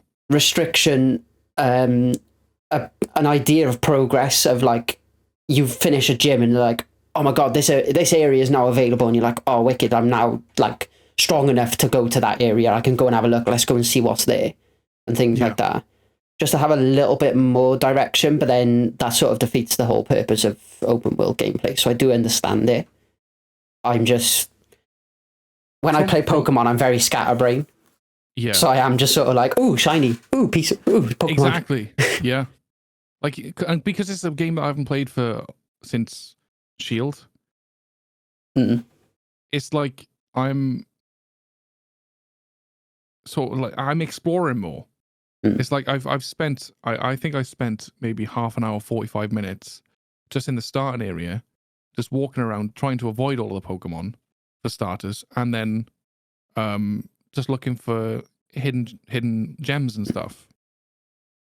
Like all the, what do you call it? The Pokeballs are the maps and stuff. Like I just looking for those. Yeah. So I do find myself exploring more, and like you said, I remember back on some of the other games where you couldn't go to a certain point. They didn't hold your hand with the questing. They didn't tell you what you needed to do per se, but like for example, if you go past the tree house village, I think in Ruby, Sapphire, Emerald, you needed to be able to see Caliclos or whatever they're called, the little chameleon dudes. Yeah. Because they sort of like soft locked the map so you couldn't progress. And you needed to be able to see them. Kecleon.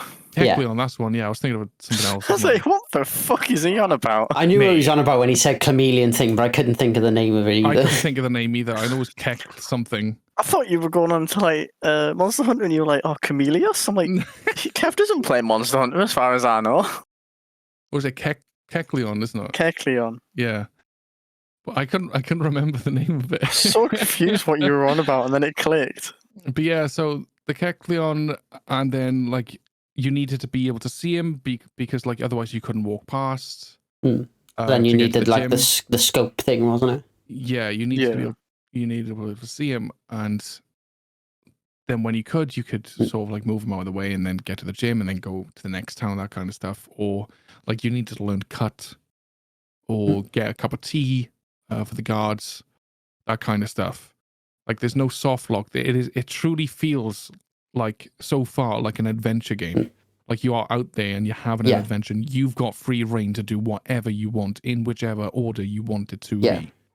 Like which it was quite cool to be like walking around, and I just walked up to this Pokemon and was like, oh, like I'll battle this. Wasn't really concentrating. Started battling it, and it like one hit KO'd the first Pokemon I was using. I was like, oh, I've done that. I walked up to like a level 50 when I was in my little 20s. I'm like, nah, I'm not fighting that. I'm so out. I had like a level, I think it was like level 12 or 13 something at the front, and it was a level 30 something terrestrial form as well. And I was like, I just seen the shiny thing. I was like, oh, let's go and see what this is. And it just fucking slaughtered me.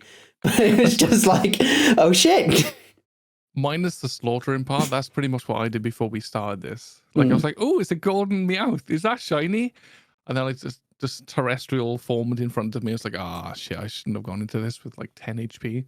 So one of the PokeTubers I used to watch a lot from New York, he's been streaming the game, but his girlfriend sits and like not so much helps him play, but like they'll talk to each other, and like she knows a little bit about Pokemon, but she'll like take over if he needs to go for like a bathroom break or something. And he shared a screenshot on his Twitter earlier where she ran past an actual shiny Pokemon and just completely left it. Didn't notice it whatsoever, and he's seen it whilst on the toilet.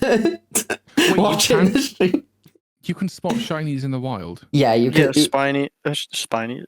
Pokemon are shiny in the overworld, Mhm. but there'll be no indication that it's shiny until you battle it.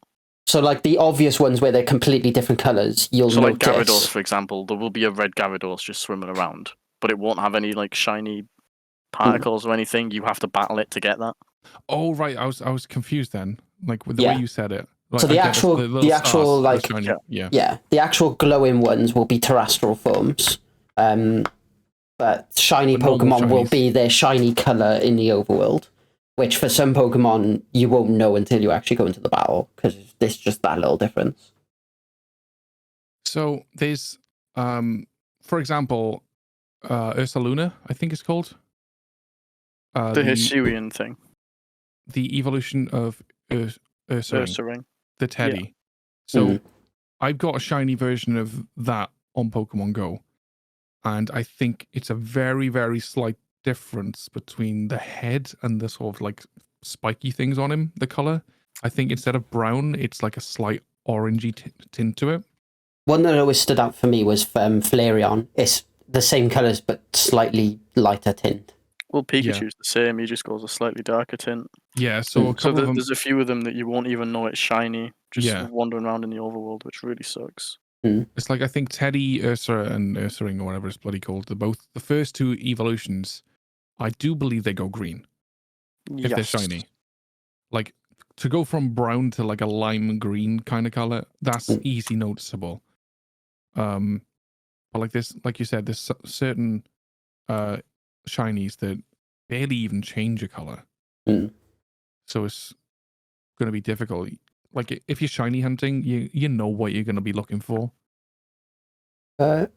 Take out the bugs and the glitches that are in the game at the moment, and the only have you experienced any? Not directly, but I have sort of seen them, and there's a few occasions here or there where you get some frame drops when you're doing things. Right, so I've experienced some frame drops, yes. I've actually had my game crash on me. There we go. But take them out, because it just seems like it's a bit of a buggy release, and they'll likely patch that. But Nintendo's normally quite quick with that sort of thing, so it should be done within a week. Let me just change you on that. So do me a favor and say from what you've experienced to take out and to fix, rather than what you've seen. Because unless you've experienced it, it's difficult then, because it's from what people have experienced, has changed your mind, kind of, or swayed you a little bit. It's not that it swayed me. I think it's a good game. I just think that there's a big enough voice around the community at the moment to the bugs and the glitches that they're common enough for it to be an issue. Yeah. So it feels like it's only a matter of time before they either fix it or I'll come across those issues. That doesn't bother me, just because it's a game and they will likely fix it sooner rather than later. The thing that has bugged me the most from the game is the quality of the background. I think I know what you mean. I was at one of those like gas station things with Pokemon TM machine or whatever it was. I can't remember. Yeah.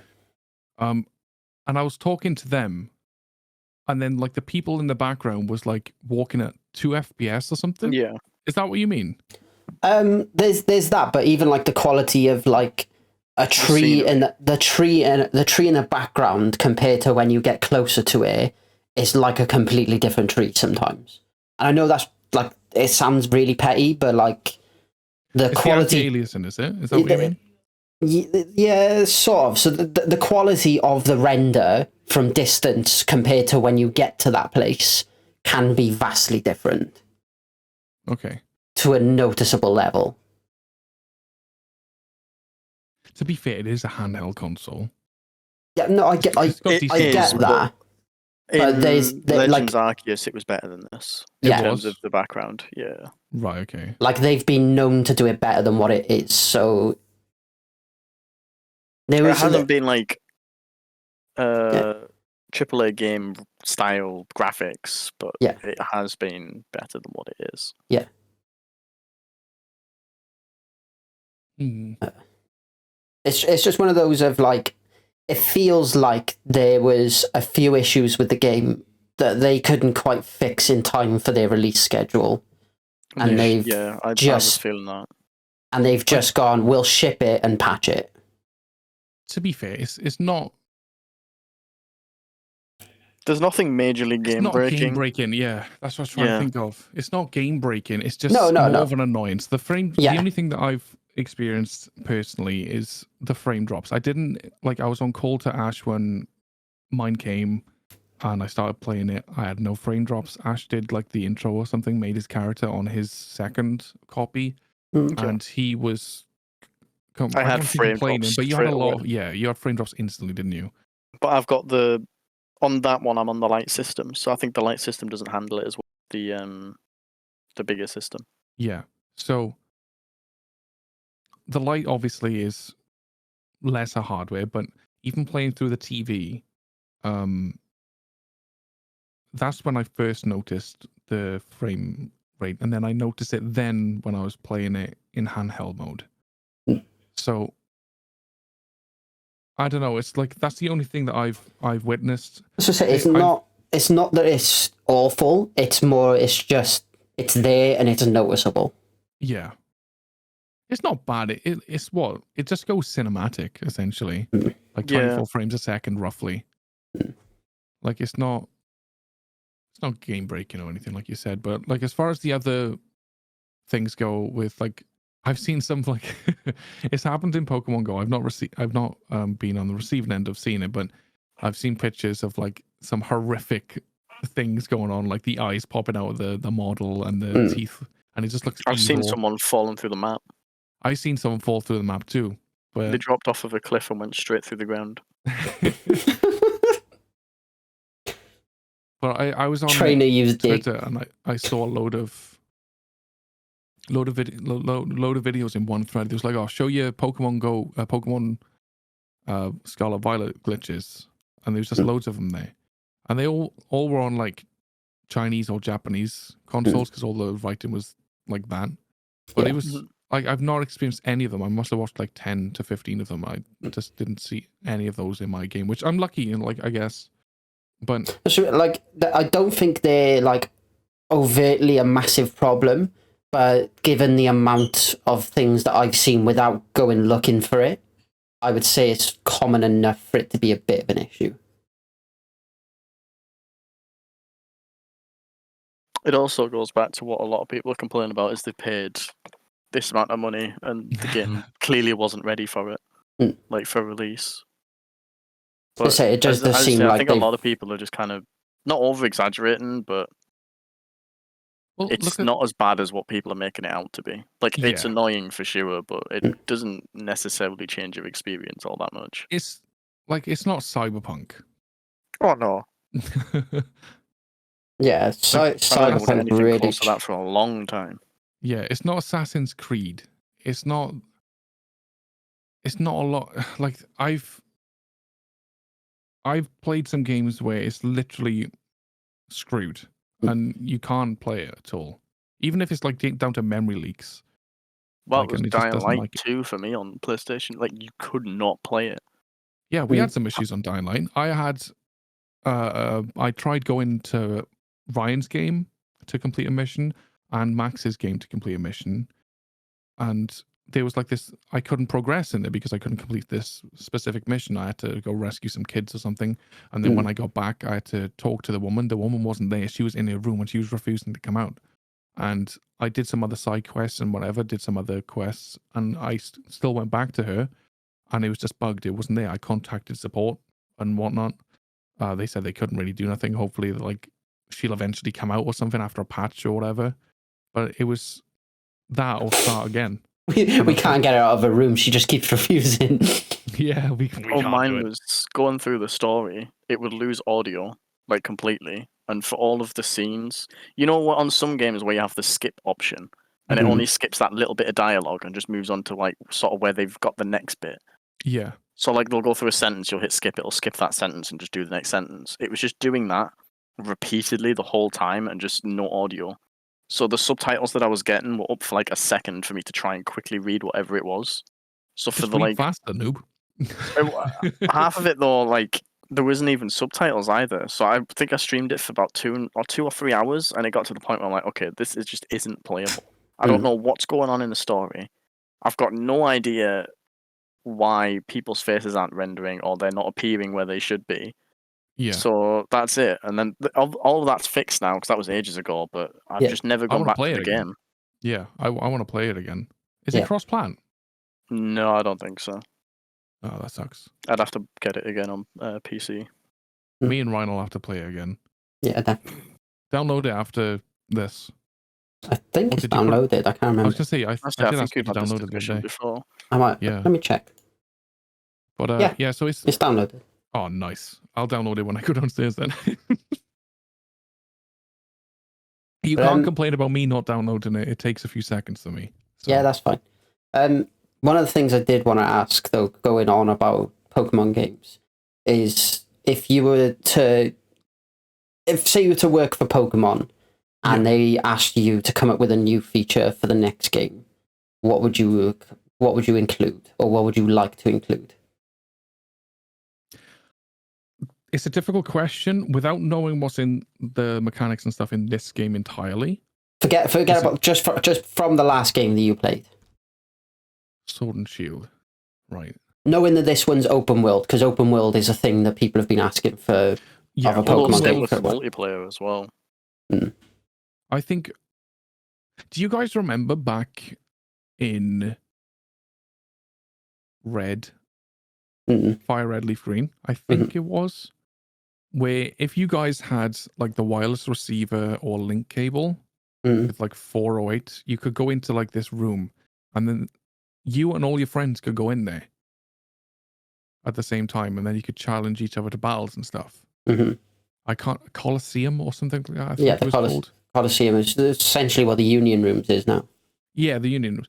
Like, I think something along those lines, bringing something like that back, or having a mixture of like the open worldness that we have now, mixed with the Battle Frontier of Emerald, then, or the Battle Tower, sorry. Not the Battle. Well, the Battle Frontier was a good thing as well. Like, I love the Battle Frontier, where you had to like go certain amount of stages and stuff like that, and then you reach a boss, and then like see how far you can get, kind of thing. It's like a game of zombies, but for Pokemon. Just like a way to socialize, and like rather than just like, oh hey, I want to battle. Like search for somebody who wants to battle me. Well, that's kind of what this online is in a way. So do they have like a centralized area where you can just like join a random lobby where there's like, 'cause there's a limit I to don't know 3 if you more can people, isn't join. there? I don't think you can join random lobbies. I think it's on friend, but I could be wrong. But you just walk up to one of the Pokemon centers, that little yellow circle, stand on that, Yeah. and then you just join someone else's world, and you just wander wherever you want Yeah. in their world. That's pretty cool and all, but I'm on about like a centralized sort of place where you can just, kind of like on the Nintendo You're- Wii. It sounds like you're kind of saying it as if it's one of the social zones in World of Warcraft or something. Well, it's all social, really, but yeah, like, do you mean the main cities? Mm.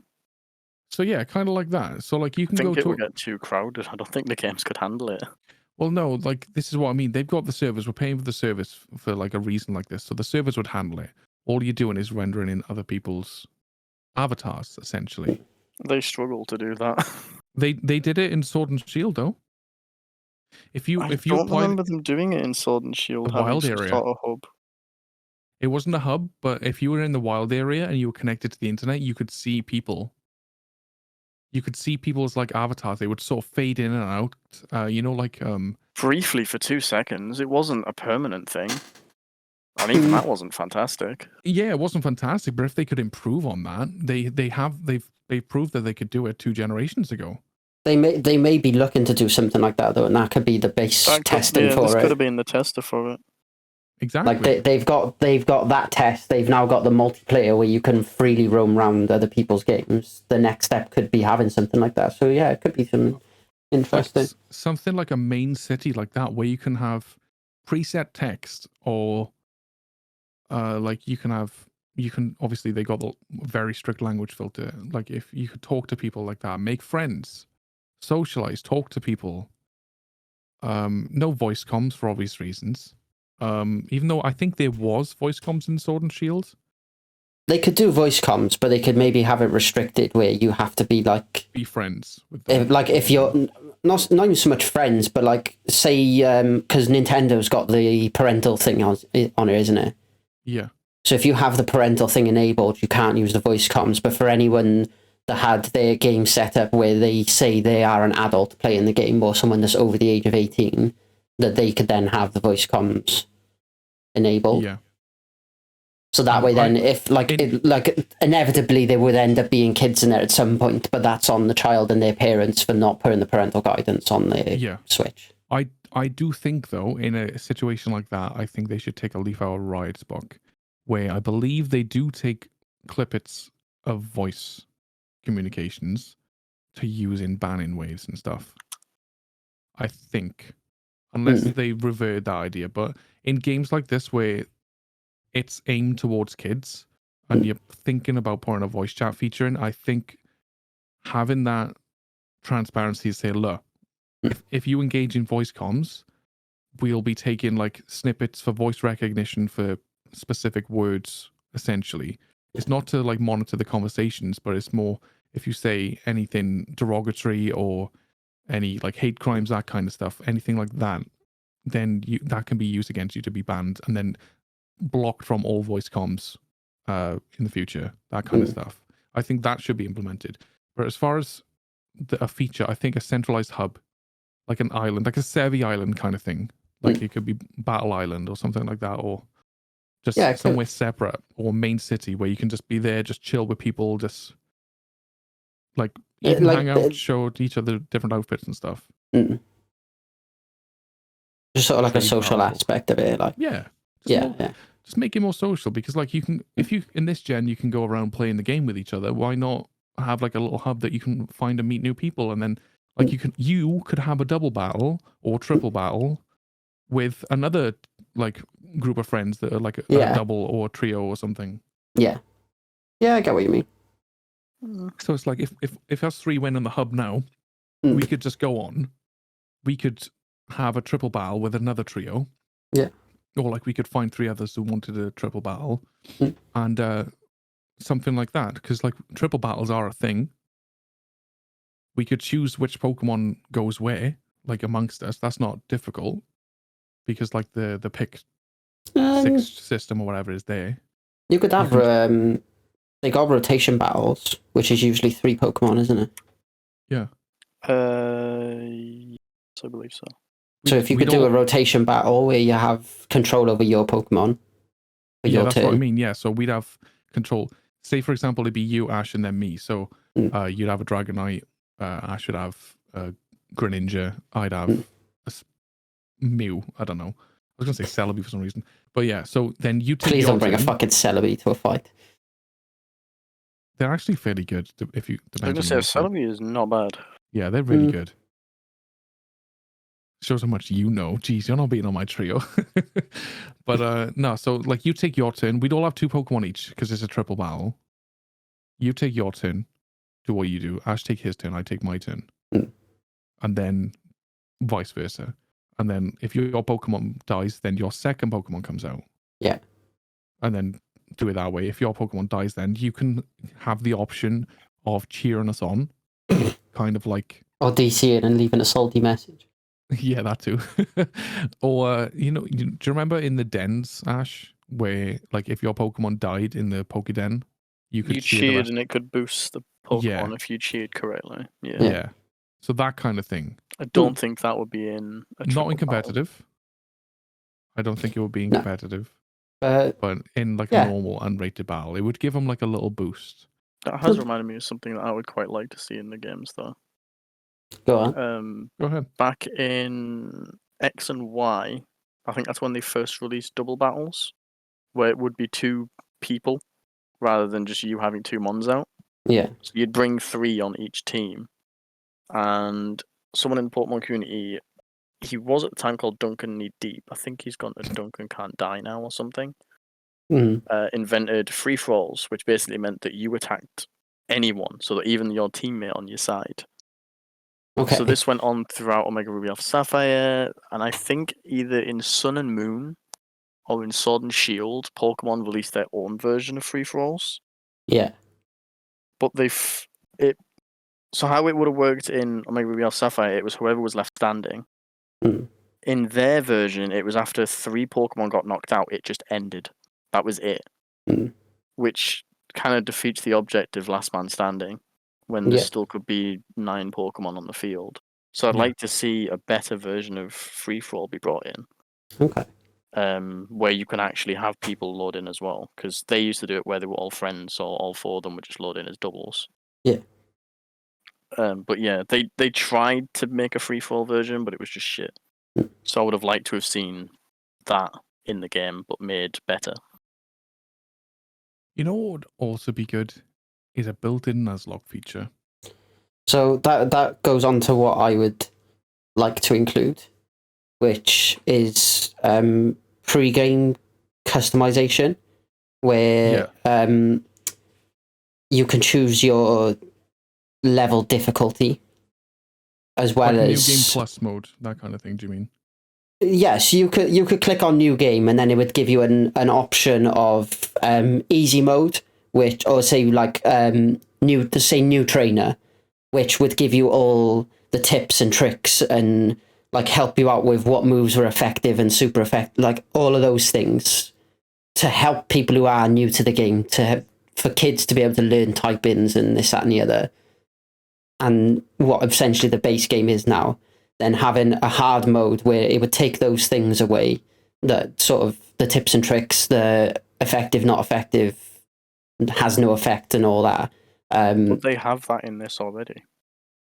No, so what he's saying is the base game has that in there already, but then if you've already completed the game, or if you wanted to, you can choose to go on hard mode, which takes it away. So it doesn't tell you, like if you've already caught like Tonk, for example. But like even for you, Ash, like you've played Pokemon for so many years, you don't need to know what moves are effective and not effective on a Pokemon. Not strictly true. No, but it would be more of a challenge for you if it didn't outright tell you it, which I think could be more entertaining for yourself. For newer games, it makes sense to have it in because you don't get told what the newer typings are. Yeah, so you would need it on anyway to learn what typing that Pokemon is until you catch it. That's what I mean. Like it would be a case of like, well, that's what like you didn't used to have that back in the day. Like Red and Blue, you had to figure things out. there wasn't quite as many typings as there is No, now. I know that, but like you would have the option. You could do a playthrough as a new trainer to be able to learn what typings things are and things like that, and then you could go, do you know what? I want to play through this game again. I want to play on the hard version. So it takes all of that away. So you then have to use your knowledge and memory to be able to win those battles. And I'm not just including things of like slightly higher levels on the gyms, or slightly better Pokemon in the gyms, slightly better AI in terms of what moves they would use and things like that, up to a point where the next mode could be competitive mode, where all of the gym leaders have competitive 6 Pokemon teams and things like things to make that game more challenging for experienced Pokemon players to be able to play through and have that extra enjoyment from it. If that makes sense. It makes sense. I don't think the typing thing should be in, just purely because of everything that's coming into the game now. It kind of needs to be in. But I would like to see, even if it wasn't as a game mode, having you be able to run back through the game with the Pokemon you've already got and face the gym leaders again, but with them having better teams Yeah. that are built for competitive. This is exactly like the Elite Four back in the day. Do you remember you beat the Elite Four? Yeah, you could go back and beat the Elite Four again. Yeah, and then after you've done not just that, I think you could beat the gym leaders again as well in Ruby Sapphire. After you've gone to the Sevi Islands and done some extra sort of like story quests and whatever. I think you could, was it Lorelei as well? That was no Fire Red Leaf Green. That was if you go to the Sevi Islands and Island 1, I think Lorelei or whatever it was, the first. Yeah. Like after you helped her out on the island, she would then go back to Kanto or whatever it was, and then you could go back and beat the Elite Four again. You could beat the gym leaders again, that kind of stuff. And they'd all have increased levels, and some of them would change the Pokemon, I think. Yeah, some of them would get additional or evolved Pokemon. Yeah. Like I know you're saying about like the going back through and them having that competitive edge, like the competitive team when you've got your fully established team. But I think it'd be like a fully established team at that point. No, you'd have a team good enough to beat just random level 50s, 60s. Wouldn't be able to beat a competitive team with that. No. You'd have to go and retrain everything. No, but like it'd be good to see like they done with like some of the ROM hacks where they have Pokemon designed to challenge you. It's supposed to be a really challenging game to get through. I think that could be an option to have in future Pokemon games, to be able to play through it that way from the start. Yeah, which is what tied in for me with like the idea of a new game plus or like a Nuzlocke. A Nuzlocke feature would be good. Like if they could have, after you've completed it, you should be able to have like a couple of saves. I think having one save on a Pokemon game still is a bit of a pain in the dick. But because like you might have wanted to go like Ash has done, he's essentially, you either need to buy 2 games or you need to buy Nintendo Family or whatever if you wanted to like play online as well on both. But you need to make 2 accounts, or you could just put an extra save slot or a couple of save slots. But if you bought a new save slot, put in a new save slot, sorry, you could do a Nuzlocke run on one. And then like if you completed the game on one of them, you could do a new game plus where you start the game again, or like everything's harder, or you could but you can keep the Pokemon and stuff like that if you wanted to. But I think having extra options to go through and like, just like you said, make it more difficult. Just make everything more difficult. I think the competitive teams, what Ash said, that would be much better. Because it's kind of what we were going for with Pixelmon server until they moved to the newer Minecraft and everything got cocked up. Yeah, that's exactly what I was thinking. So like, because that was fun. That was amazing. Like it was a grind, and it didn't feel like a grind, but when you was getting like, I was like, oh my god, I'm so close. Like they're on 10 HP, but then because you had a status effect, you was just ever so slightly too slow, and then they kicked you out. And it's like, oh shit. Like the thrill of actually, like anyone can go, like I just touched my lights. Anyone can go and dude, I'm just like chilling back on my chair, and then and all of a sudden my nano leaves one side of them just turned on, so I'm freaked out because I didn't actually touch them. Well, there's the short for this podcast. Oh, God. But yeah, But- like that would be the thing for me of like being able to customize the game that sort of way, even if it was a feature that you had to play through the game and complete it to unlock that feature. I think that would be a more beneficial way to do it that way. I'd be down for them to do it that way, but they'd have to lock it off of offline. Yes, of course. Like Yeah. offline only. You wouldn't be able to do it online. No. Yeah, but that's like that like when you're playing with your friends and stuff, it's supposed to be like a chill playthrough of the game. Like, but Pokemon has been around for so long, and even the competitive scene has been around for so long, that I think that they would do well to cater to that in the game rather than it being more of an external thing. It's not an external thing. They accept that it's a thing. They run tournaments. No, I know they run tournament, but like there's nothing about the base game itself screams competitive. Like the gyms aren't competitively built. Trainers in the wild haven't got competitive style teams, etc., etc. Or they don't play to their strengths and things like that. So like I'm not that sure how sort of the AI aspect is, of it. but back in the older games, as soon as the Pokemon was down at like red health or close to it, they would instantly use a full restore. And if you got a Pokemon down to red, they would use a restore. So you could use like a bulk up or something. Mhm. And then that's their one restore, full restore, and then they're done. Like they won't use anymore. So like if they improve the AI massively, which they'd be able to, no problem. Doing There's even like a down to redo. like the gyms that like Ash built, like the trainers and stuff, just the held items that they had. Like you don't see the gyms having They held used to have items. held items. Yeah, they used to. I think they still do, don't they? They have a lot of berries.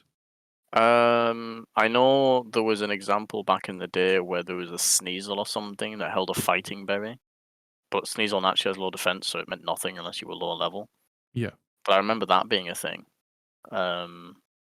But no, they stopped. I think the last time we had held items was the Battle Towers. That's when they had held items. Yeah, that's probably what I'm thinking of because I spent a lot of time in those. Like that Yeah, could they be used to have part assault of vests like and things in there. like that could be Yeah. the part of like the hard mode. So you could have the base game, then you have hard mode where gym leaders now have berries and items that help the Pokemon that they already have.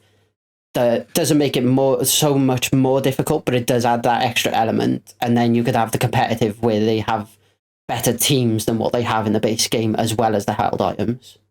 I just had an idea, and it's sort of an amalgamation of all of them to one. So, like, you guys remember the Sevi Islands and then the Battle Frontier Island, right? Vaguely. So the Sevi Islands is like the 7 islands from Fire Red Leaf Green. The Battle Frontier is Ruby Sapphire Emerald. So like after you beat the Elite Four, you can go to that island, and then it's like, I don't know, maybe 10 different buildings where you'd have different ways of like competitive battling.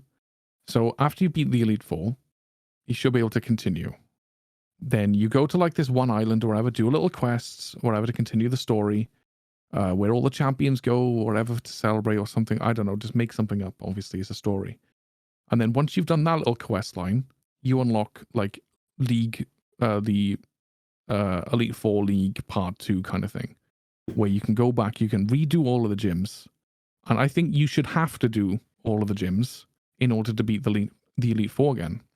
But the caveat is the gym leaders have higher level Pokemon, or it's set to like level 50 or level 100. And it's not so much, they've got sort of semi-competitive Pokemon.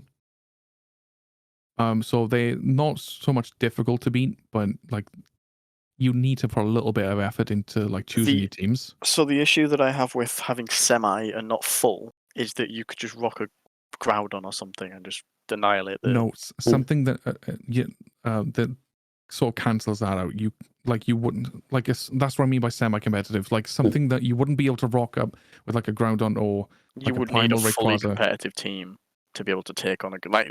Do you remember how Maybe easy no it was for legendaries. you It's go through and beat some of my fully competitive teams with it's just a given them crowd the on. it's given them That's the competitive teams, but not given them the availability. Like maybe the AI isn't tuned to use them as well as they could be Yeah, used. possibly something No, like they that, should or just be fully limit competitive. fully competitive or limited a limit to non-legendaries only. You can have like pseudo legends, but not fully legendary. Something like that. But then once you beat all the gyms again, you go beat the Elite Four. Again, obviously, again, they're significantly harder than the gyms. So they're fully competitive, AI tuned, not to the max, but like fairly bloody high. So it is a challenge to beat. Once you beat the Elite Four, you get access to like a new island, or new couple of islands, sorry. So the first island would be like a breeding island where you can have like a couple of breeding sessions on the. This sounds awful. I just that come out of my mouth and it just sounds so much worse than it did in my head. There's Like this podcast short. No, 1 you hour can- 55. Note it down. No problem. No, there's a few, like basically a ram ranch for Pokemon. Like you can just drop your Pokemon off, they can breed and whatever. You can get multiple eggs or whatever at a time, but it's sort of, it sounds like a puppy farm or something, doesn't it? But basically, you can sort of stream, like you can breed one at a time. You get access to like the breeding or whatever after you beat the Elite Four the first time. But then, like with this is like for competitive breeding, that kind of stuff. So you get access to a more advanced breeding solution then. And Yeah. it gives you access to like a special computer or something like that where you go to, you take your Pokemon, and then you can see the IVs and whatever, and then you can put them in a trainer if you wanted to. It would take a long time, or you could train it yourself, which would take like half the time. So kind of like what we did in Aurus. Well, I did in Aurus, where I would sort of like go horde hunting. So you would like beat 5 Pokemon at the same time. So then you could get the stat 5 times faster kind of thing. Do you know what I mean, Ash? Do you remember that? I know what you mean. Yeah, I can't remember what it was called, but you could have like 5 Pokemon and then you beat all 5 of them, and then it would give you like, if it give you like +1 in attack, you'd have +5 in attack because you beat 5 of them at the same time. So you could do it faster. With you being Um, it would be like +7 or +8 because you'd have the item that gives you an extra 2 or 3. Yeah, exactly. Yeah, I was just saying it in just layman's terms for Don't you dare say for me. Stop it.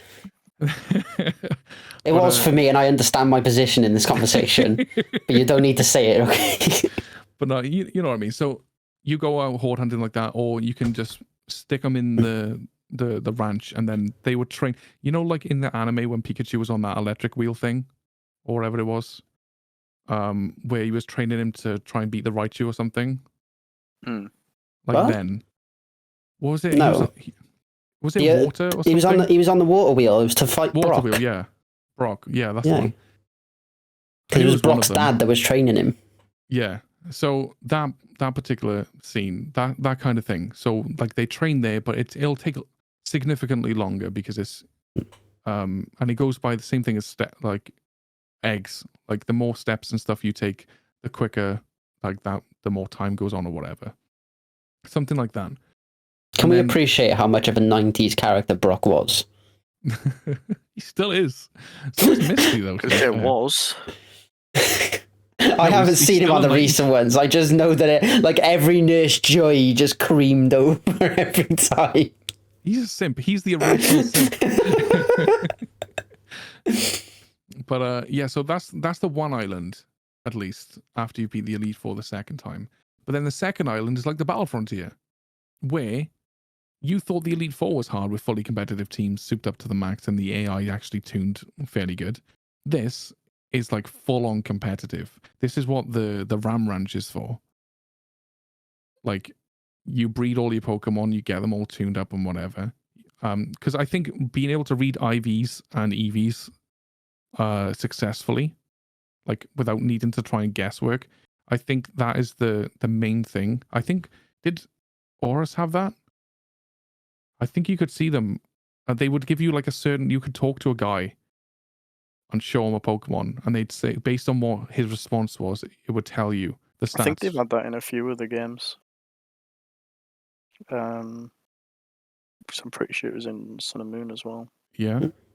So Think something like that, but more accurate, so they could actually like show you a number, so you knew what the stats were, so you know which ones like you needed to breed and like pass down with Destiny, not or whatever.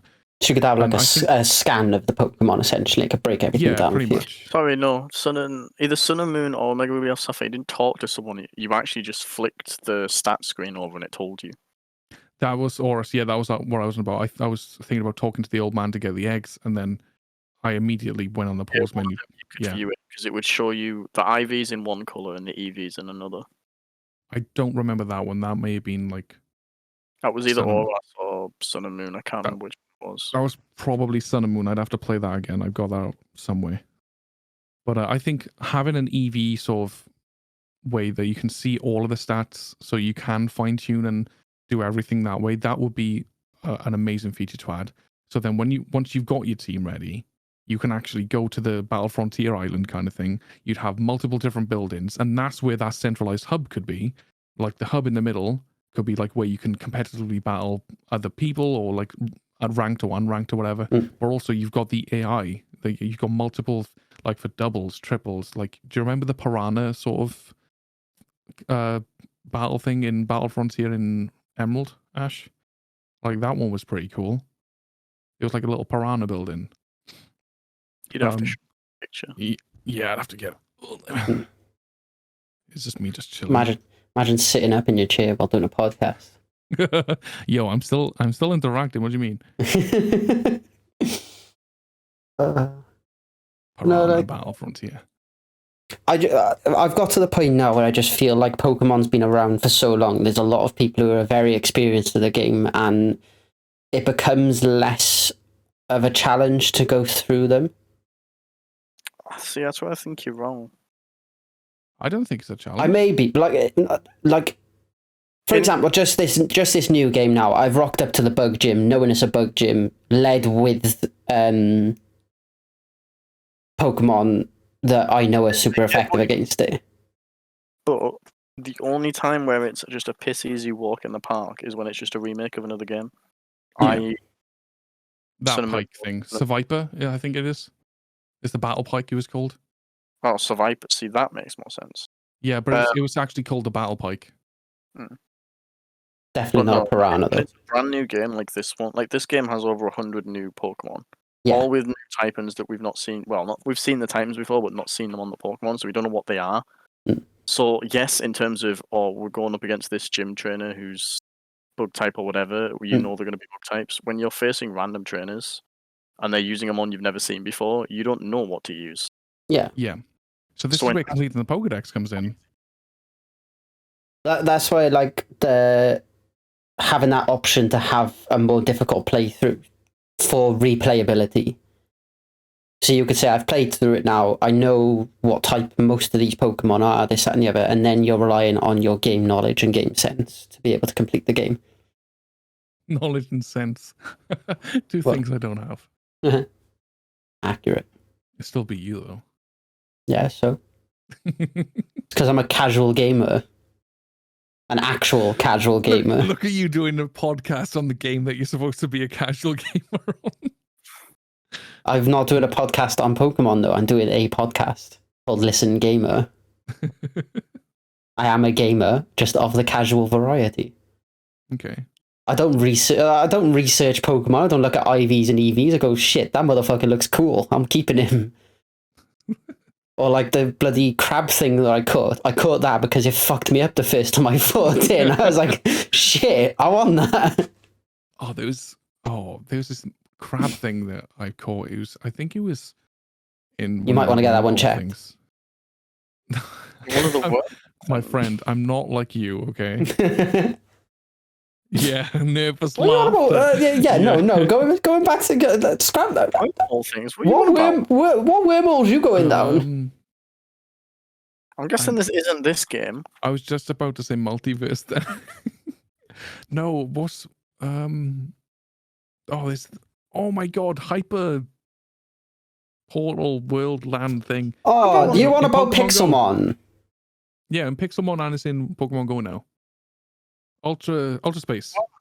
In Ultra Space. Yeah, Ultra Space. So there's this Pokemon that I caught, and I can't remember what it's called, and it looks like this weird mutated crab thing. You want about Guzzlord? That's the one, Guzzlord. Yeah, like Crap.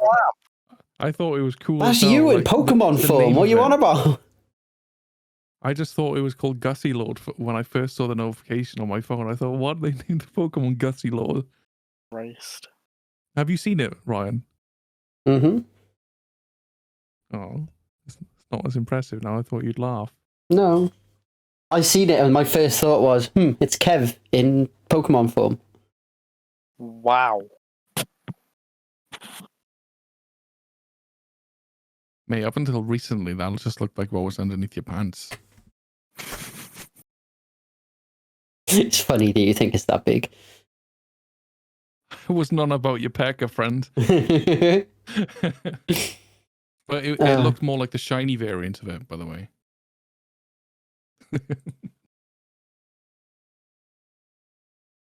But yeah, I've just sent the picture of the Battle Frontier. In chat, because we Listen, do. gamers. I remember the island. Yeah, so that the building. That pike one, the Seviper. Even though it's the Seviper, I don't know why it's called the Battle Pike, because it didn't look like a pike. It's certainly not But a piranha either, but there we go. Yeah, that's why I thought Piranha. It began with P, okay? So that island, there could be a centralized hub, and then all those different buildings had different types of battles, and you had some of them you had to get to certain floors. But like the interactivity of like some of the previous games gyms, like I think was it the dad's gym in Emerald? I want to say you had to answer questions to go through doors. Yeah, the 8th gym. Yeah. Then there was like the portal one and the psychic gym where you had a double battle, I think it was. Like the ice one where you had to go around this maze in a certain way, otherwise if you went over the ice blocks twice you'd fall. Just little things like that. Just to make it that little bit more, you'd need to think more as well as have like a good competitive edge, because then it would make it way more of a challenge and way more playability. And it's, in a way, yes, it's recycling old content, but it's doing it in a more updated, modern way and engaging more with, like, making a bigger community with, like, the open world sort of playstyle of it, and bringing that hub to the middle of it. So you can, like, actually do it with other players, not needing to be in the vicinity of, like, 5 meters or, like, 1 meter with a link cable. Because I think they did have very good ideas in the old Pokemon games that they could bring back. Yeah. I feel like they sort of ignored them because they weren't that big back then, because of how restricted they were with regards to needing to be like in the same room as the person. Exactly. The reason they've stopped using them is more because the internet exists and there's not really much point in putting that much thought into something like that when someone's just going to Google it and find out how to do it. Whereas back then we had magazines to go off and try and figure that shit out. Figure what shit, sorry? Like, for example, the ice gym that you're on about where you got to walk over it a certain way. You either did trial and error or you waited for a magazine to come out that told you how to do it. Nowadays, like that, yeah. No, you go on YouTube. I don't mean for the gyms, like, I mean for the Battle Frontier. Like, so, say, for example, they had a Battle Frontier in this one. I get that, but I'm saying, because Ryan's just said, I think they've just sort of stopped using that. The reason they've stopped using it is probably because of Google. That is why they've stopped using that sort of content, and they've just made it Yeah, but there's purists. Would you, as more of a Pokemon purist, and you, Ryan, would you, if you found a gym, like the ice gym, where you had to go around and do a certain pattern on the ice, or like you had to take a certain amount of certain portal in a certain sequence, would you go to Google and search for it, or would you try it for a while first? I'd try for a while first. Like, how long would you theoretically try it for? An hour? 2 hours? Depends on how hungry I am, if I'm going to be totally honest with you. Imagine if your stomach's full and your balls are empty. I'd be there for a good few hours. Good few hours, right? Cool. do that, but the majority of the community probably wouldn't sit through that amount of time trying to do one thing just to get to a gym. They will just Google it to find out how to do it. Or would you do it? Well, you're talking to the guy that still doesn't use help for his RuneScape to do puzzles. I'm happy to sit in Exactly, and there's probably thousands or hundreds of thousands of people. the community. They'd try it once or twice. If they didn't get it, they just Google it. They wouldn't be asked about trying to do it all. Want to get That's to the gym later. Let's be fair, that's the same with every game, though, isn't it? It is, but why should Pokemon put the effort into making like really cool challenges that are difficult to do if someone's just going to Google it? They'll just make simplistic challenges that For the maybe same, will take you 1 or 2 attempts, and then you've got it. for the The same worst one they reason- ever done was the Switches. They were right next to each other, though, dude. Yeah, but you still had to find the first one. You had a 50-50 chance whether or not you got it right or not. It wasn't. There was a 1 in 4 chance. Oh. But But it's the same. You do it the same reason why Call of Duty would put things like that in their story. You'd have to go a certain way. It's the same reason. Like there's guides there for a reason. Yeah, if you get stuck, that's what it's there for. They're making money from it. But I think having the challenges like that, I think it just preserves the longevity of the game by like if purists like us would play through it. And then there's like the speed runners or want to be like, oh, I want to be the first to complete it, or I want to be like one of the first to complete it, or whatever. Yeah, I understand that they will just want to get it through it as fast as possible, that kind of stuff. But then there's no sense of achievement for them where there is for us. the one thing that I think they could bring back, which would work, would be similar to the old Cinnabar Island, where you got asked questions, and if you answered incorrectly, you'd have to face the trainer for the battle. Yeah, that's what I was referring to with the Father's Gym on Emerald. Mm. Once you got there, if you got the answer wrong, you'd be You went forced into to a go the trainer's other room. Yeah. Or the trainer would come out and battle you or something. I can't really remember. But yeah, There was a few like that. There was a few where if you went into the correct room for the answer, you would go to the next question. But if you got the wrong answer, you would face a trainer and then go on. Like Also, those sort of things would be interesting. You guys played Fire Red Leaf Green, correct? Mm-hmm. Right. I don't know why it just came to my head, but can I just ask, you know, the very first time like you were beating the Elite Four, and like I didn't over level or overtrain my team or anything. I didn't really think about the team and that kind of stuff. I'm not sure if you did, because I certainly didn't back then. But you know, after you beat the third one, was there like this sigh of relief? But as soon as you was like walking from the third to the fourth, because it was like a long walk, wasn't it? Like you had to walk. It was like automated, but I can just remember when I was younger, like my heart was in my mouth. It was beating so hard. I was like so nervous. And then I finally beat it. I was brilliant. I'm the champion. And then I was like, I've got no full restores left. I got no revives. And my Pokemon are half dead. And then all of a sudden I'm going into to face Gary. I was like, shit, I didn't know this was going to be a thing. But then every time before I beat it, I was like, my heart was just in my mouth. Like trying to struggle to try and sort of like skim across to be able to beat the dragon and then Gary. Or did you guys just overtrain and just like fully prepare or whatever for it? Train all over prepare. I remember Lance giving me some problems, but I don't remember it being like. I think I usually found Lance harder than what Gary was. But as for playing through it on Fire Red Leaf Green, I played Red and Blue, so I sort of knew that they were coming. Ah, right. Yeah, I didn't play Red and Blue. I played Yellow. Well, that's the same. Yeah, I Yeah. know, but I don't think. He also doesn't Like, remember there was- what he'd done yesterday, so Yeah, there was a significant time difference between. it doesn't those. matter. If there's any time difference, you've probably forgotten. Yeah, I'd forgotten. Yeah. No, I'd played Yellow and then. That was the most defeated yet I've ever heard in my life.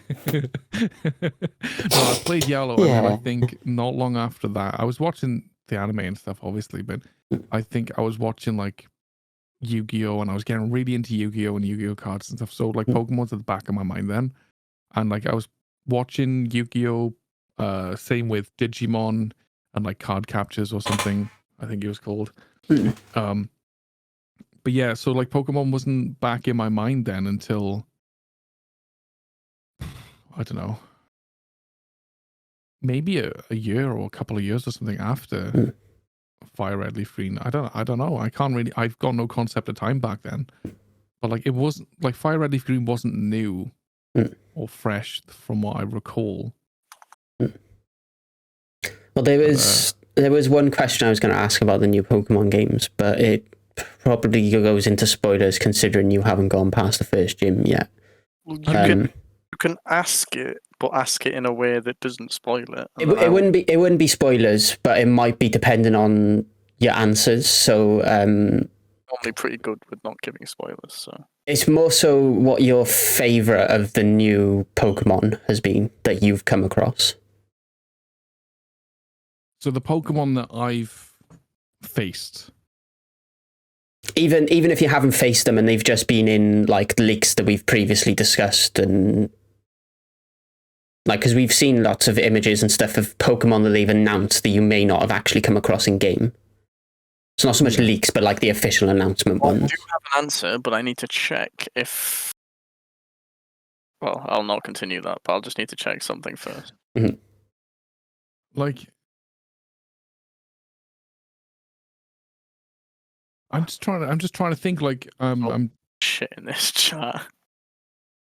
So there's you go one first. that's fairly early game that I've come across, and I've only just done the first gym, so it's not far off, and you may well have come across it if you've been to the area where they are. But it's a variant of an original Kanto Pokemon. Taurus. No. Oh. Tentacool. I haven't seen them yet. No. So Yeah, you have to kind of go out your way looking for those. To be fair, there's a Paldean version that is a variant of it. I'm not entirely sure of the typing because I haven't actually battled one. I seen one in the background when I was trying to fight something else, and then when I come out of the battle, it was gone. But it's called Toadscool, and it's actually like the top of it is a mushroom, and it's got Right. like the dangly legs, and it looks really cool, and it looks really derpy, and I love it, and I want to find one and catch it. Like, something that I've liked and looks really cool is the Black Taurus. Hmm. I do really like it. It looks. I saw one on my travels. It was in the opening scene, wasn't it? Yeah. It was there. Is it a different typing as well? Do we know what typing it is? I know what typing it is. Yes. I'm not sure. I'd say that it was dark, if anything. I feel like dark's too obvious for it to I can be. answer the question, but it depends what people consider spoilers. Right. If I you think a wouldn't- typing is a spoiler, just mute for the next 10 seconds. Nah, go ahead. We'll give them a few seconds and then. Right. Ash is going to say it in 3, 2, 1. Fighting type. Oh, really? Interesting. Okay. I had a feeling dark would be too obvious. I Yeah. was leaning towards like a steel type. I wouldn't have thought it'd be that. Why is Yeah. it steel? You can have dark and steel. It wouldn't be dual typing. No, like No. Maybe if the horns were metal. Yeah. is it Corviknight is flying steel? Well, Yeah, but- Corviknight's flying steel, but why would they make Taurus part steel when there's nothing steel about him? I don't know. That was just a thought because I thought dark would be too obvious as a thing. But yeah, that's its typing. I would Um, never have guessed that. Like, I can't see how it is, but okay. So I've got 2 favorites so far. Mhm. Possibly going to be 3, depending on what the Croc starter looks like when I finally get to evolve him. But so far, Titan, who we already know because we've talked about him in a previous podcast. Mhm. He's been doing work. And we've talked about the baby version of this Pokemon, but not the evolved one, Yeah. which is the Ghost Dog. I'm not going to say much more than that. Graveyard? I can't remember if that's the baby version or the other baby one, but version? yeah, the Because I've called the baby evolved version. of that. It gets a move which is 100% going to get banned in competitive because it's fucking stupid. So the baby one that I've caught that I'm excited to evolve is Charcadet. Oh, So that we talked becomes about the evolved version of that on podcast. I thought so. I thought I recognised it, but Sevaluge or Sevaledge. mm, That's the evolved one. but that looks pretty cool. It looks like a dark fire, fucking not Gardevoir. What's the other one? Gallade. I'm sure we've said it. It's Ghostfire the typing. Yeah, I'm pretty sure. But it like the look of it gives like it looks like a dark fiery Gallade to me. That sort of. Just before we started this podcast as well, Mm. I was evolving another type of Pokemon. I'm not going to say what it is, but I will tell you its unique move. It allows you to revive one Pokemon on your team that has fainted. Has one use, Oh, and it'll revive at half HP. So they've given us Revive as a move. that's pretty good. Can you give it PP up or PP I max? don't know because I haven't tried because I can't say I'm going to use it at the moment because it's not competitive at all. So, but yeah, it's That'd be good for the Elite Four and stuff. interesting that they've given us that. So I'd be curious to see if that also gets banned in competitive because that could be quite Possibly. game breaking. Well, yeah. the Pokemon could be fine. It's just the move, isn't it? The move would be banned. Yeah, they've banned moves in the past. Well, they ban moves all the time. So it bans the Pokemon as well. But yeah, they're That's giving us a lot quite of new stuff to think about for that. Yeah. Like there's Is there no detriment to it? I would have to load the game up to double check it, but I don't believe so. I think it's just a one-use move Yeah. that revives a fainted Pokemon on half its health. Because that seems strange to me. Like, Well, you're effectively just using a revive just as a move. yeah. That's all it is. You just don't Yeah. get to do anything else that turn. You just revive another mon. Mm. We do have I suppose a move that fully heals a mon yeah. on your team, but it kills you in the process. But we've never had a move that revives. Mm. No, it's definitely interesting. I say it's nice to like even what are we now? 20 years down the line, easy. 25 of Pokemon games. Yeah, it must be 25. Was it 96? 6 or something like that, yeah. Yeah. Could be earlier than that, even. I think it was 95 in Japan, 96 in like US, UK, Europe, and that. I don't know why, but I think it might have been sooner than that. I'm going to check. Like, they still have consistently released games with new features and new mechanics, new Pokemon. Granted, there are Pokemon that just lack imagination. Mm. But no, it's nice that they're, like, as you're saying, coming up with new stuff. As I say, the move on the Ghost Dog is ridiculous, and I do think it'll get banned as well. Mm. And I don't know if you know, but you know Gimmighoul, that we've talked about them on podcast before. Yeah. Apparently, that got nerfed before the game even got released because they released something about it that was too strong. I've called a Gimmighoul. So Gimmighoul's quite special. Okay. Mine was. I found one on top of a tower. Yeah, so you can get Gimmighoul easy enough, but not something else. Right. Okay. You'll learn soon enough. Okay. Give me fuel, give me fire, give me that which I desire. Sorry, I had to make a joke. No, it's nice to like sort of have a conversation about the new Pokemon games, considering they've only been out for a few games, and it's something we can revisit once we've like finished them as well to sort of give a review of it.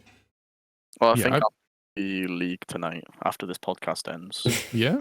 There's other things I need to do as well. So yeah. Are you not streaming it then anymore? So I'm streaming Scarlet, but I'm not streaming. Ah, right. Because I said because Aaron wanted to wait till Monday. I would have had to have stayed off social media all weekend because my YouTube, Twitter, Facebook, all of my feeds is just Pokemon and everything about it. Mm. So I would have to have stayed off that all weekend, which is quite difficult. Yeah. Anyway, so I felt that I kind of needed to play it to a degree. So I'm sort of half-assed paying attention to the story, and I'll pay more attention when I'm streaming it. Yeah. So there will be things that I've missed. Yeah. I've intentionally done it that way. Yeah, but at the same time, you can play through the game and not be spoiled by things. Yeah, exactly. No, it's cool. Good. I think that was I'm just just about excited all I about wanted to Dragons, cover. to be fair. Oh, Right. World of Warcraft. Yeah. Like, speaking of Twitter, I just opened it up and somebody just, like, the first tweet was about Dragonflight. Mm. Oh, How much was that DLC by 40 quid. It was Bear in mind, 39. I think it comes out every 2 years, maybe. just And they update it throughout the 2 years. So Yeah. essentially what happens is you do get the epic versions and yada yada yada. The most expensive version I think is about 80 quid. Mm. Let me just have a quick look. 75. Yeah. So you've got the base edition, which is 40, the heroic edition, which is 54.99, 74.99 for the epic. So you do Yeah. get a lot of stuff. It is cosmetics and stuff. So obviously the base edition, you get the game. You also get a pre-purchase bonus item. And you get early access to the Dracthea Evokers, which is the new racing class for this particular expansion. Mm. If you get the heroic version, you get all of that. Plus, you also get a Dragonflight level character boost to level 60, which is 60 quid, I think, to buy. Mm. Which I think is fucking extortionate. It's insane. You get a Tangled Dreamweaver flying mount, which would probably be going for like £20 to £25 maybe in the store. Mm. And then you get Mercostraza pet, which again, that'd probably go for around £10 to £15 in the store. Mm. So you do get a lot of value for that particular version of the game. The Epic Edition, because it would have cost way over £100 if you just bought all that stuff separately. The Epic Edition then contains all of that.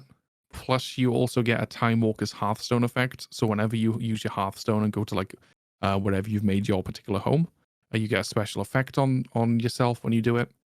You get the Diadem of the Spell Keeper head slot transmog.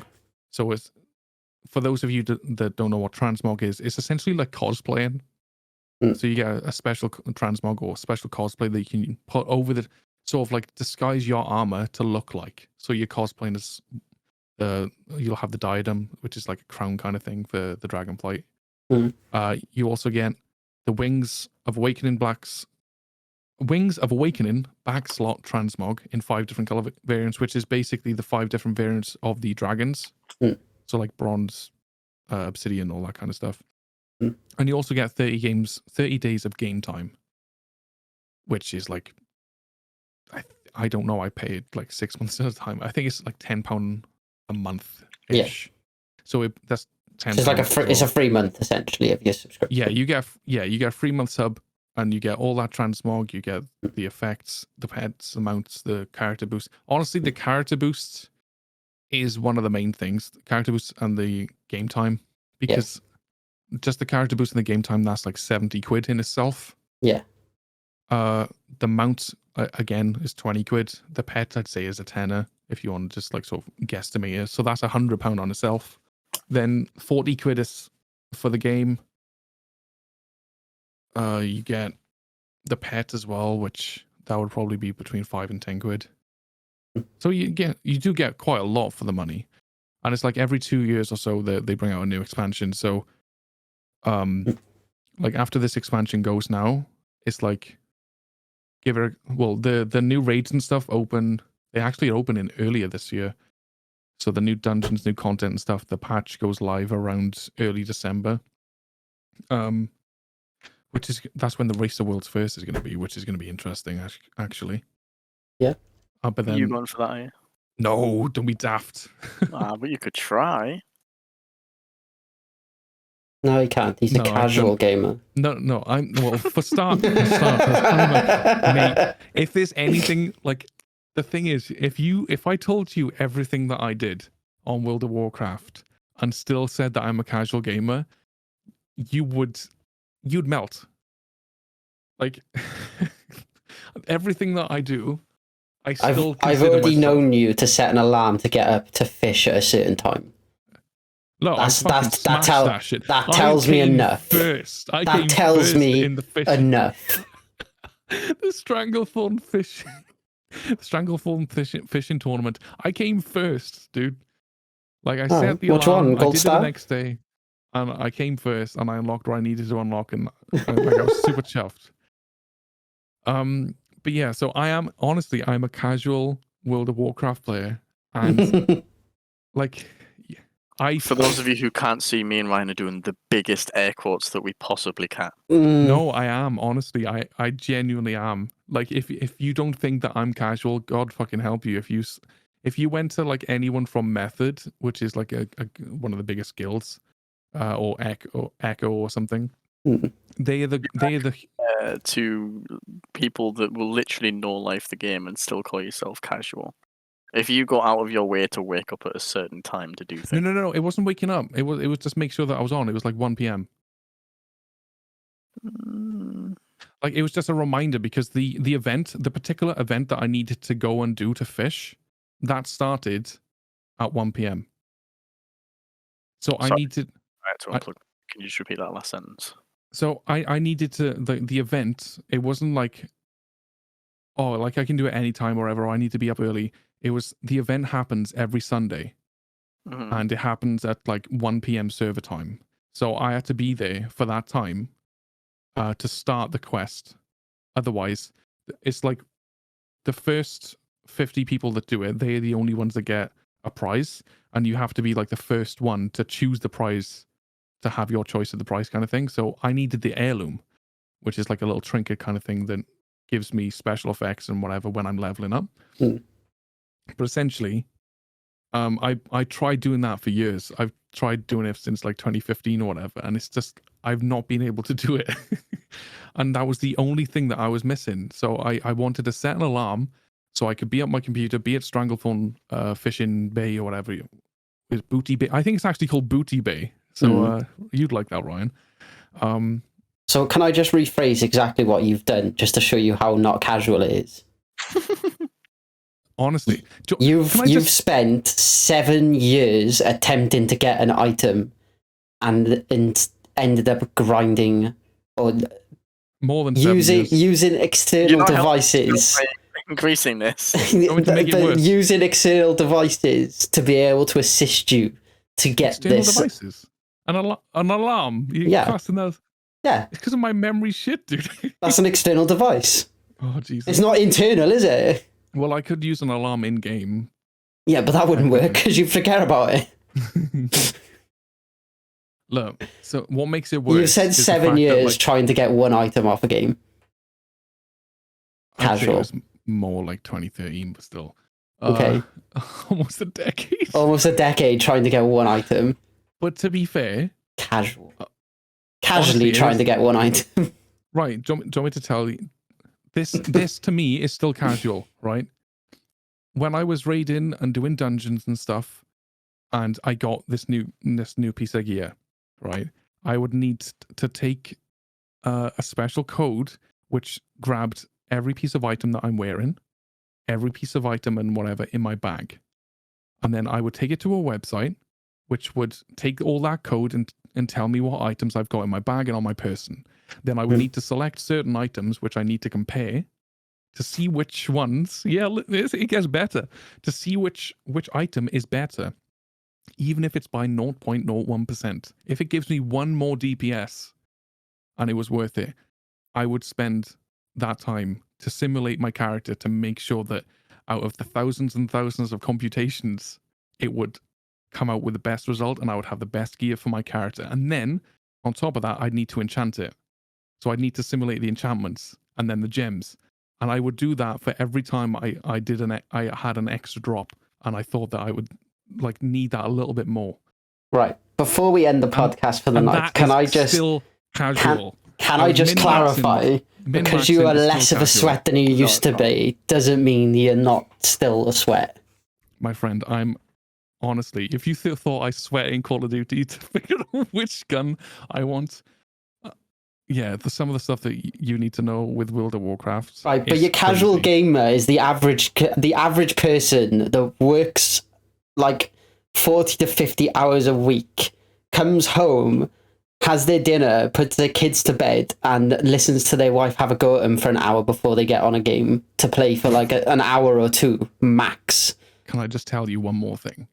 Mm. I've also got an add-on which, similarly to the stuff that I've got on and what abilities I have to help guide me on that quest to min-max in my rotation to see to which spells would be more beneficial to use at that time. So So do for the most people damage. that are still listening at this point to the podcast, leave a comment and just say whether or not you think that Kev is actually a casual gamer or not Honestly. after hearing all of this. Right. After hearing all of that, right, I implore you to go to like Race No. to Worlds first, for example. Dude, And my then- guy, my guy, We're not my guy. comparing it to people that know life it. You are still not a casual gamer if you go out of your way to min max like that. Regardless of what Listen. other people are doing. Listen, right. Listen, Just gamer. because you're not sat at the esports table does not make you a casual gamer. No, I'm casual in the respect that is, I'd say that's the bare bloody minimum that you wanted. Like, No. I Yeah. If you were literally, casual, you wouldn't be sat min-maxing everything and seeing what spells you need to click. You'd just be clicking a button and be like, yeah, that does enough damage, why not? You wouldn't be trying to min-max it. I quite literally Yes, don't I have know. enough hours in my life to do half of the stuff that you do. That is not casual gaming. well, I'm sorry, but that's a you problem. No, it's not. That's a Min-max- life min-max problem. Your life, gamer. You need to start min-maxing your life so you get more time to do other things. What? honestly, like that's- sweat at World of Warcraft. No, like Kev, you can't be saying things like that. They're allowed to vote now. what? Saying doing other things. Those things have names. Oh, you're trying to do that to me, huh? You're trying to do that to me. God, I didn't know dogs could vote now. Oh, wow. Ryan likes being on all fours, what can I say? He's usually the bitch in the relationship. Yeah, it's honestly it's not as much work as you think it is. Dude, you have apps to help guide you on a quest. No, I don't. I mean, like that, Oh, that add-ons. was more. That was more metaphorically speaking. It was basically trying to min-max the rotation, so it would tell me which spells, like, would be more beneficial in which situations. Right. So, like, if I was As an doing- actual casual gamer, I would just click buttons and hope for the best. Thank you. But like, it's different in that kind of in World of Warcraft. It is different because if you're not, there's a stigma. Like, if you're not doing enough damage and stuff like that, you will be kicked, or you used to be at least. But It's because like of, it is in any game. well, And those are people that are like hardcore sweating at it. There will be casual groups that, as long as you're doing a set amount and not just fucking it up, they won't care. look, in normal dungeons, that's fine. But I go on to do the extra content, which is there for a reason of people that want a challenge or whatever. Because I've got good enough gear, I've built up the gear from doing those dungeons. I've wanted more, and I've wanted that challenge, and I've wanted to be like The very best? the very best. Like no one ever was. But yeah, so there's something called mythic dungeons, heroic dungeons, mythic raiding, that kind of stuff, where you need the better gear to then get into those better dungeons and raids and stuff, and mythics, and then you need to go even further again. So you do need to, if you want to be able to go in those groups and do the content that is there as base game. And it's not, you haven't got to be in a special club or anything like that. It's there as a base game in order to do that end game content. Otherwise, you just sat around doing bugger all until the next expansion comes out. You have to sort of like do your start rolls, and you need to like make sure you've got the best gear. You can't be going like as a leather wearer. You can't be going in with all cloth because you'll be doing shit damage, and you'd be a squishy little bugger where like you'd get slapped in the face and you die.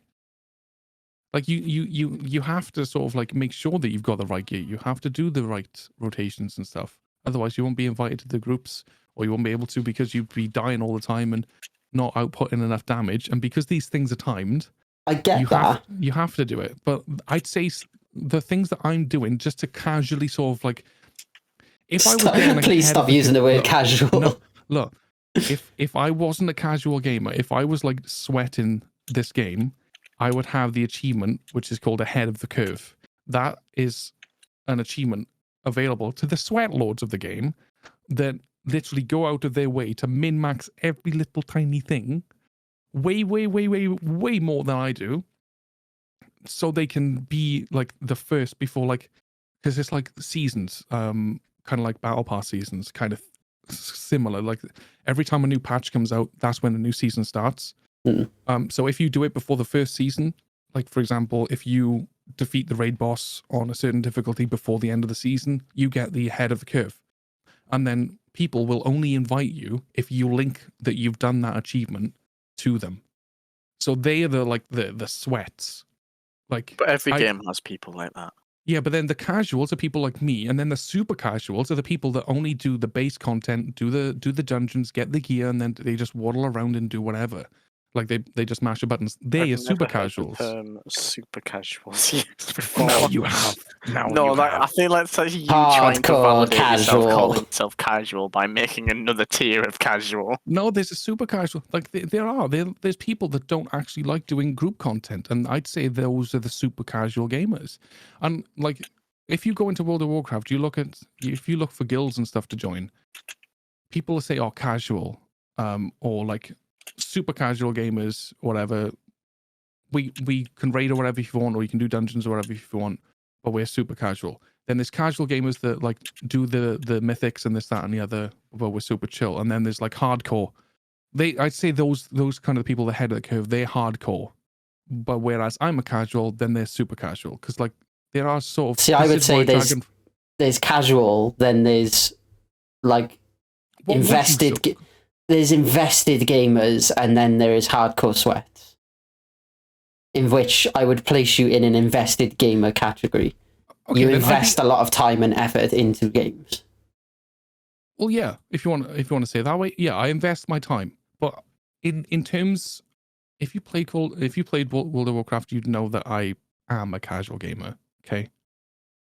But you don't, so you don't know. It's like, sure. What were we going? 2 hours, 2.5 hours on this podcast? Yeah, how about that? And then, what would you class yourself, Ash? Because you've been clicking for almost 2.5 hours, I'd imagine, on RuneScape, leveling your agility. Oh, you haven't today? Actually been on RuneScape today. Nope. Right. Okay. So, when you usually do that, do you think that that's like a casual thing to do? Yeah. Because I'm not doing what I should be doing. But you're trying to level up your stats to get the best stats. I'm trying to hit 99, but I'm not doing it the most efficient way possible. I'm literally doing it as and when I feel like doing it, i.e. casually. Yeah, and that's how I play World of Warcraft. Otherwise, you're setting wanted... alarms.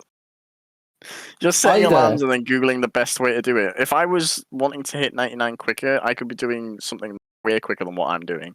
And that's what I should be doing. Right, if I was doing what I should have been doing to gear up and stuff, I would have gone in like 15 plus mythic keys every, like I do 8 of them every week. So I could get all the best gear, all the top gear instantly. But I didn't. I was only doing like between 2 and 5, level 2 and 5.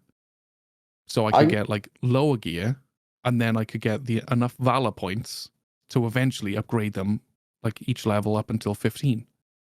So if I wasn't a casual player, because I wanted to just be in there, slap my rotation down so I can do enough DPS so I can just slide through the dungeon, and then if I did need to like bust a hero spell so I can do a shitload more damage or whatever, and just in case we were going to die or something, I've got that option to like burst damage because I've got the gear to do it.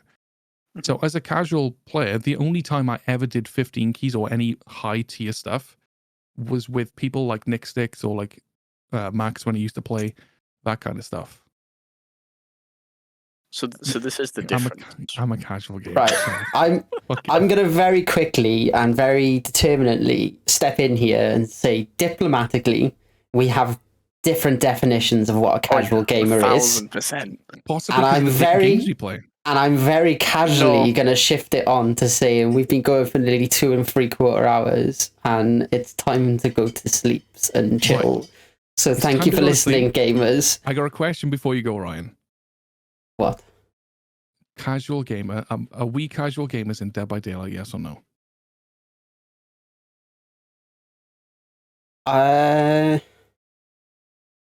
Me personally, I think I am right now. In Dead by Daylight, yes, because you're not playing it as efficiently as you possibly can every single game. Yeah. I've done that for a while. I did go through a period where I sweated it because I just not sweated it. It was more like my goal was to get as many blood points as possible. Like DBD's the wrong kind of game to be comparing World of Warcraft to, though. RuneScape was a pretty good example, but you weren't helping yourself with that example. No, I do still sort of get what you're saying, because there is the investment of like learning all of the perks, all of the killer powers to a T, learning all the add-ons, this, that, and the other. So you I'd say if you were a sweat at Dead by Daylight and not playing casually, you'd know exactly how many loops you can do to a point on every single pallet, when you should throw it, how long you should be doing a gen for, what time specifically you need to be rescuing. I'd call that sweating it. I would, again, in my categories that I gave to you, where it's casual, invested, and sweat, I would say for Dead by Daylight, I'm an invested gamer. You're 1,000% invested if you're going to bring another thing into it. Yeah, that's the level I would say. I'm not a sweat. If I was a sweat, I'd run all the meta perks every game and be absolutely adamant on getting out every game as my objective. Yeah, but as a person, you're not like that. But as a person that plays Dead by Daylight, you know the majority of the perks. You know the majority of the add-ons. I'm invested. It's the wrong thing to... The nicest it's the wrong way thing to compare it to, because you would learn those naturally playing the game. Yeah, I know, but in the nicest way, Ryan's not the best at doing those things. Like if I wanted to play efficiently, I could play in a boring and efficient way and maximize my chances of getting out, regardless of my skill at looping and evading the killer. Right. Do me a favor. After this podcast, we are playing a game of Dead by Daylight. I want to see you sweat. No, because I don't like playing the game in a sweaty way. It's boring. So I refuse to do it. Yeah. This is why I class myself as I'm invested. You are invested into Dead by Daylight. I'm invested. Am I really? You're not casual on Dead by Daylight. You are invested. If Ryan is, you are, because you're about the same level. Ryan plays it a little bit more than what you do. You are invested, whether you like it or not. I don't even recall. The last time I opened it up was when I did the... if I named a perk to you, as long as it wasn't within the last patch, you could probably tell me what it does. If I named a killer to you, you would probably be able to tell me what it does. The fact that you play the game and you can be on a gen and go, possibly Tinkerer, I would say you're invested. I don't think so, because that's the meta. If every killer is running those perks, my guy, you've loaded into games going, the killer's trapper, he's rotating counterclockwise. You have used those exact words. You are an invested gamer. Do you want to know why? Because I use those in like other games. But you're invested in the game. I use rotations in Call of Duty. I have never heard anyone in Dead by Daylight call out which way that the killer is rotating. Ever. Except when I'm in your stream.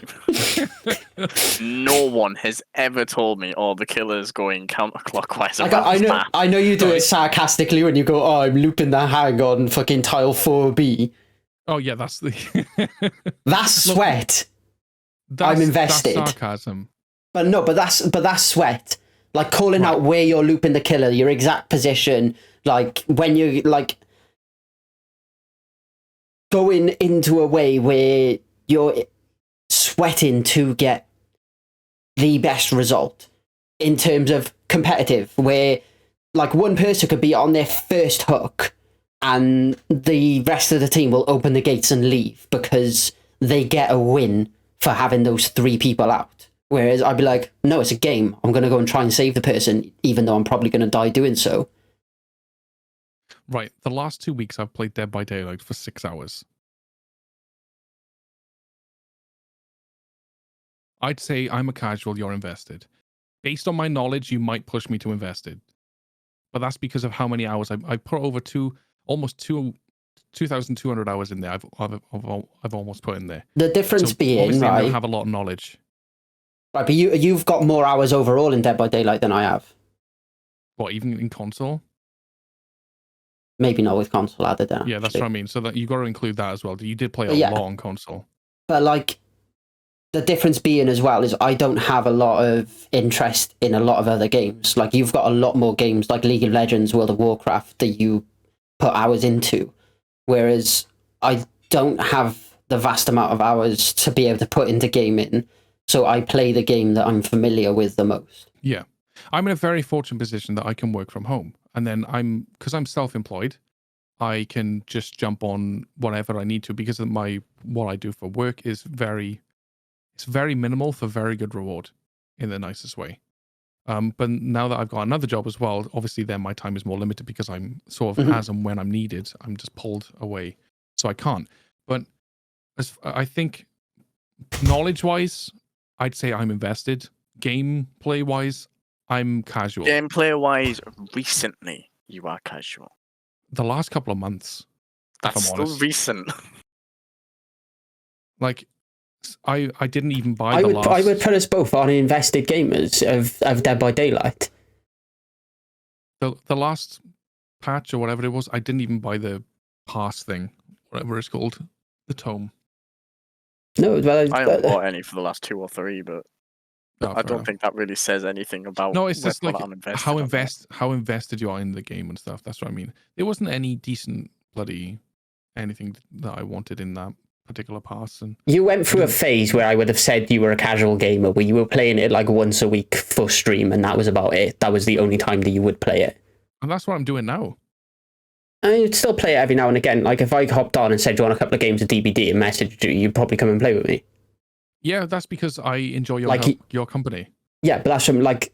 It's not because I want to play the game. It's because I want to be like within your company and I enjoy the banter and we No, have I fun know. playing games. I But play that's this from- game because yeah. I like playing it with people that I like. But I'd say you're still invested to the point that where you know certain perks and you know what you want to run and what you want to do. Like, to Yeah, be able 'cause- to sit there and go, oh, let's do Sabo Squad, and know exactly what perks you need to run, I would say you have an question investment in the game. I do question which ones would be best, but then again, the most of the perks that we do use are sort of like within the last 2,000 hours that I've played. So up until the last like maybe 2 patches, I've got a vast knowledge of the perks. But as far as add-ons, I'm shit with add-ons. As far as killers go, I used to be good because I used to main killer. But now I don't play killer at all, and like all that knowledge has just gone out my head. Like I know to kind of to a point where how many times I can loop a certain tile when Bloodlust activates, or if I save the best for last now because of that change. And that's the save the best for last. I don't always get right because it's only recently that I've noticed people playing it. But, like, in terms of, like, you saying that I'm a sweat, I would argue that I may be... Yeah, but, like, that could be anything. That could literally It's mean more anything. knowledge-based Like, in the nicest respect to you because you don't play that sort of sweaty or competitively. When you do try, it's kind of funny. It's like 50-50. Sometimes it works, sometimes it doesn't. But like, I think that's what we're all like though, because we can't be asked to play. Like my reasoning behind it, I don't want to play sweaty because if I play sweaty and I get good and I get traction from it or whatever, then people come to your stream to expect that sweat and expect you to be on top of your game all the time. And when you don't, and when you fall off, that's when they'll leave. But I would argue the difference in our knowledge between add-ons and perks and things like that is more down to retention. I retain a lot of the information from perks and add-ons better than what you do. Yeah, because my head's fucked. So, like, does that make me more of a sweat than you just because my memory's better? Whereas I would consider a sweat someone like Otstava that actually knows the actual names of all the fucking add-ons and the percentages of the things that they do. He does it for a job. But that's what the level of sweat would be to me. Like, most streamers that stream Dead by Daylight for 8 hours a day, or even if they don't stream it, who play it for that amount of time, know the add-ons to a T, what percentages they do, what haste buffs would be applied, and what makes differences here and there. Like, they know so much more detail, even down to like positioning on tiles to be able to maximize the number of loops that they can get out of a tile and this, that. Like, I don't know all of that. I don't care about all of that. Like, I play it to enjoy myself. I learn the perks and I learn the add-ons from having them run against me and me remembering, oh, Yeah, same. Nemesis has got an add-on that if he whips a fucking zombie, that he goes undetectable for 20 seconds or whatever the fuck it may be. But there's two things about me that may be different with you. Like, one, the other one's an arrogant one. It's just me being egotistical. Mm. But the first one is that I don't care. Like, I used to care for the game. I used to enjoy it. But it went through a period of, like, the game was just constant bug after bug after bug or issue after issue. And it just, that for me, it killed the enjoyment. So that's when it killed. I was just playing it for the sake of it. And I couldn't care less about the perks or add-ons or whatever.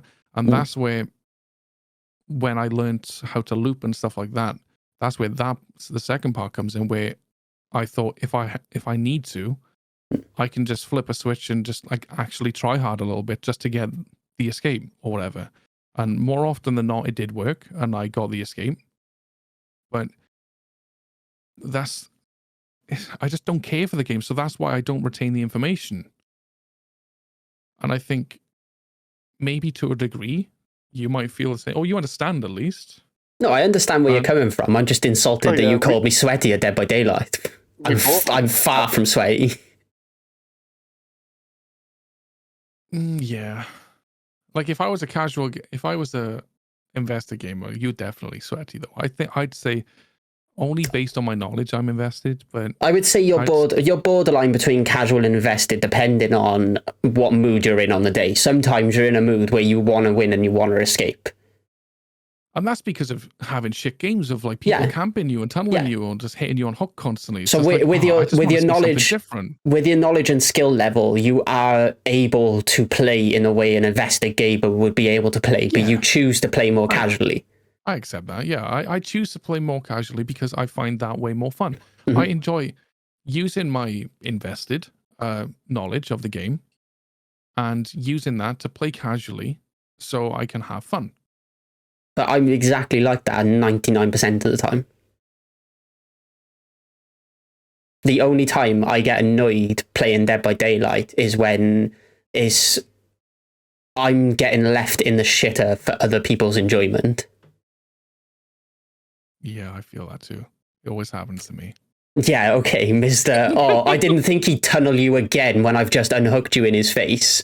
After he's already tunneled me once, and now I'm sat here for 5 minutes. No, but borrowed time, though. Yeah, but that doesn't, like, you know full well that killers will just outweigh borrowed time, or they'll just hit you and carry on tunneling you anyway. Yeah. But the point being is that it's all fun and games at that point, but then you've got to realize for the next 10 minutes while you're piss-assing about and looping the fuck out of that killer, I'm sat there watching with nothing to do.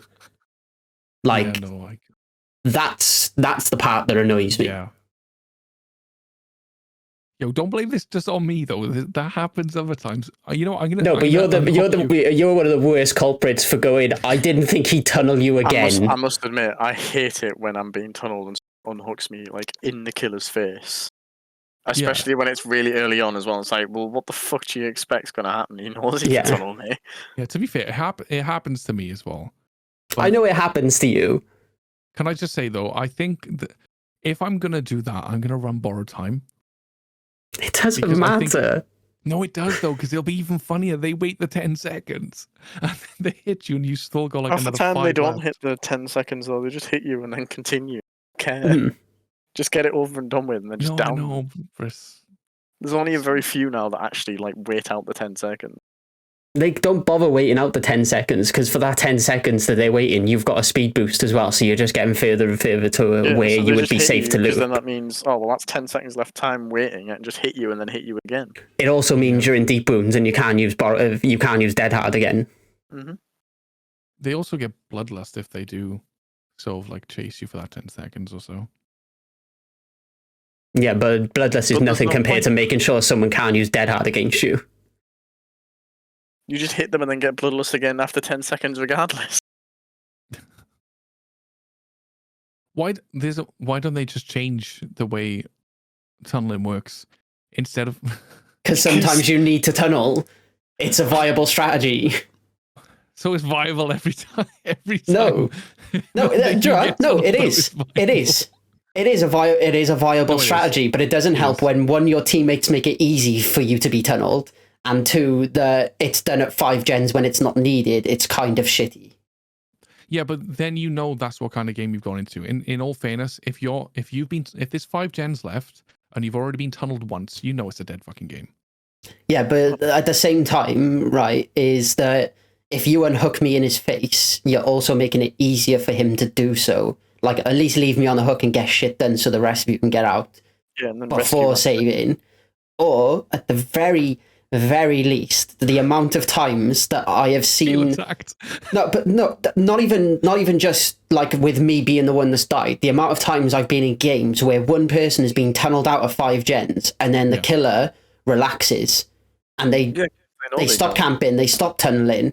The rest of the that's game the- takes like 20 minutes, and that person, if they're in a Swift, is sat there watching their 3 other friends be treated pretty fairly by the killer, all having a good time, all leaving the game with 20 to 25,000 blood points each, and they've left with fucking 3k.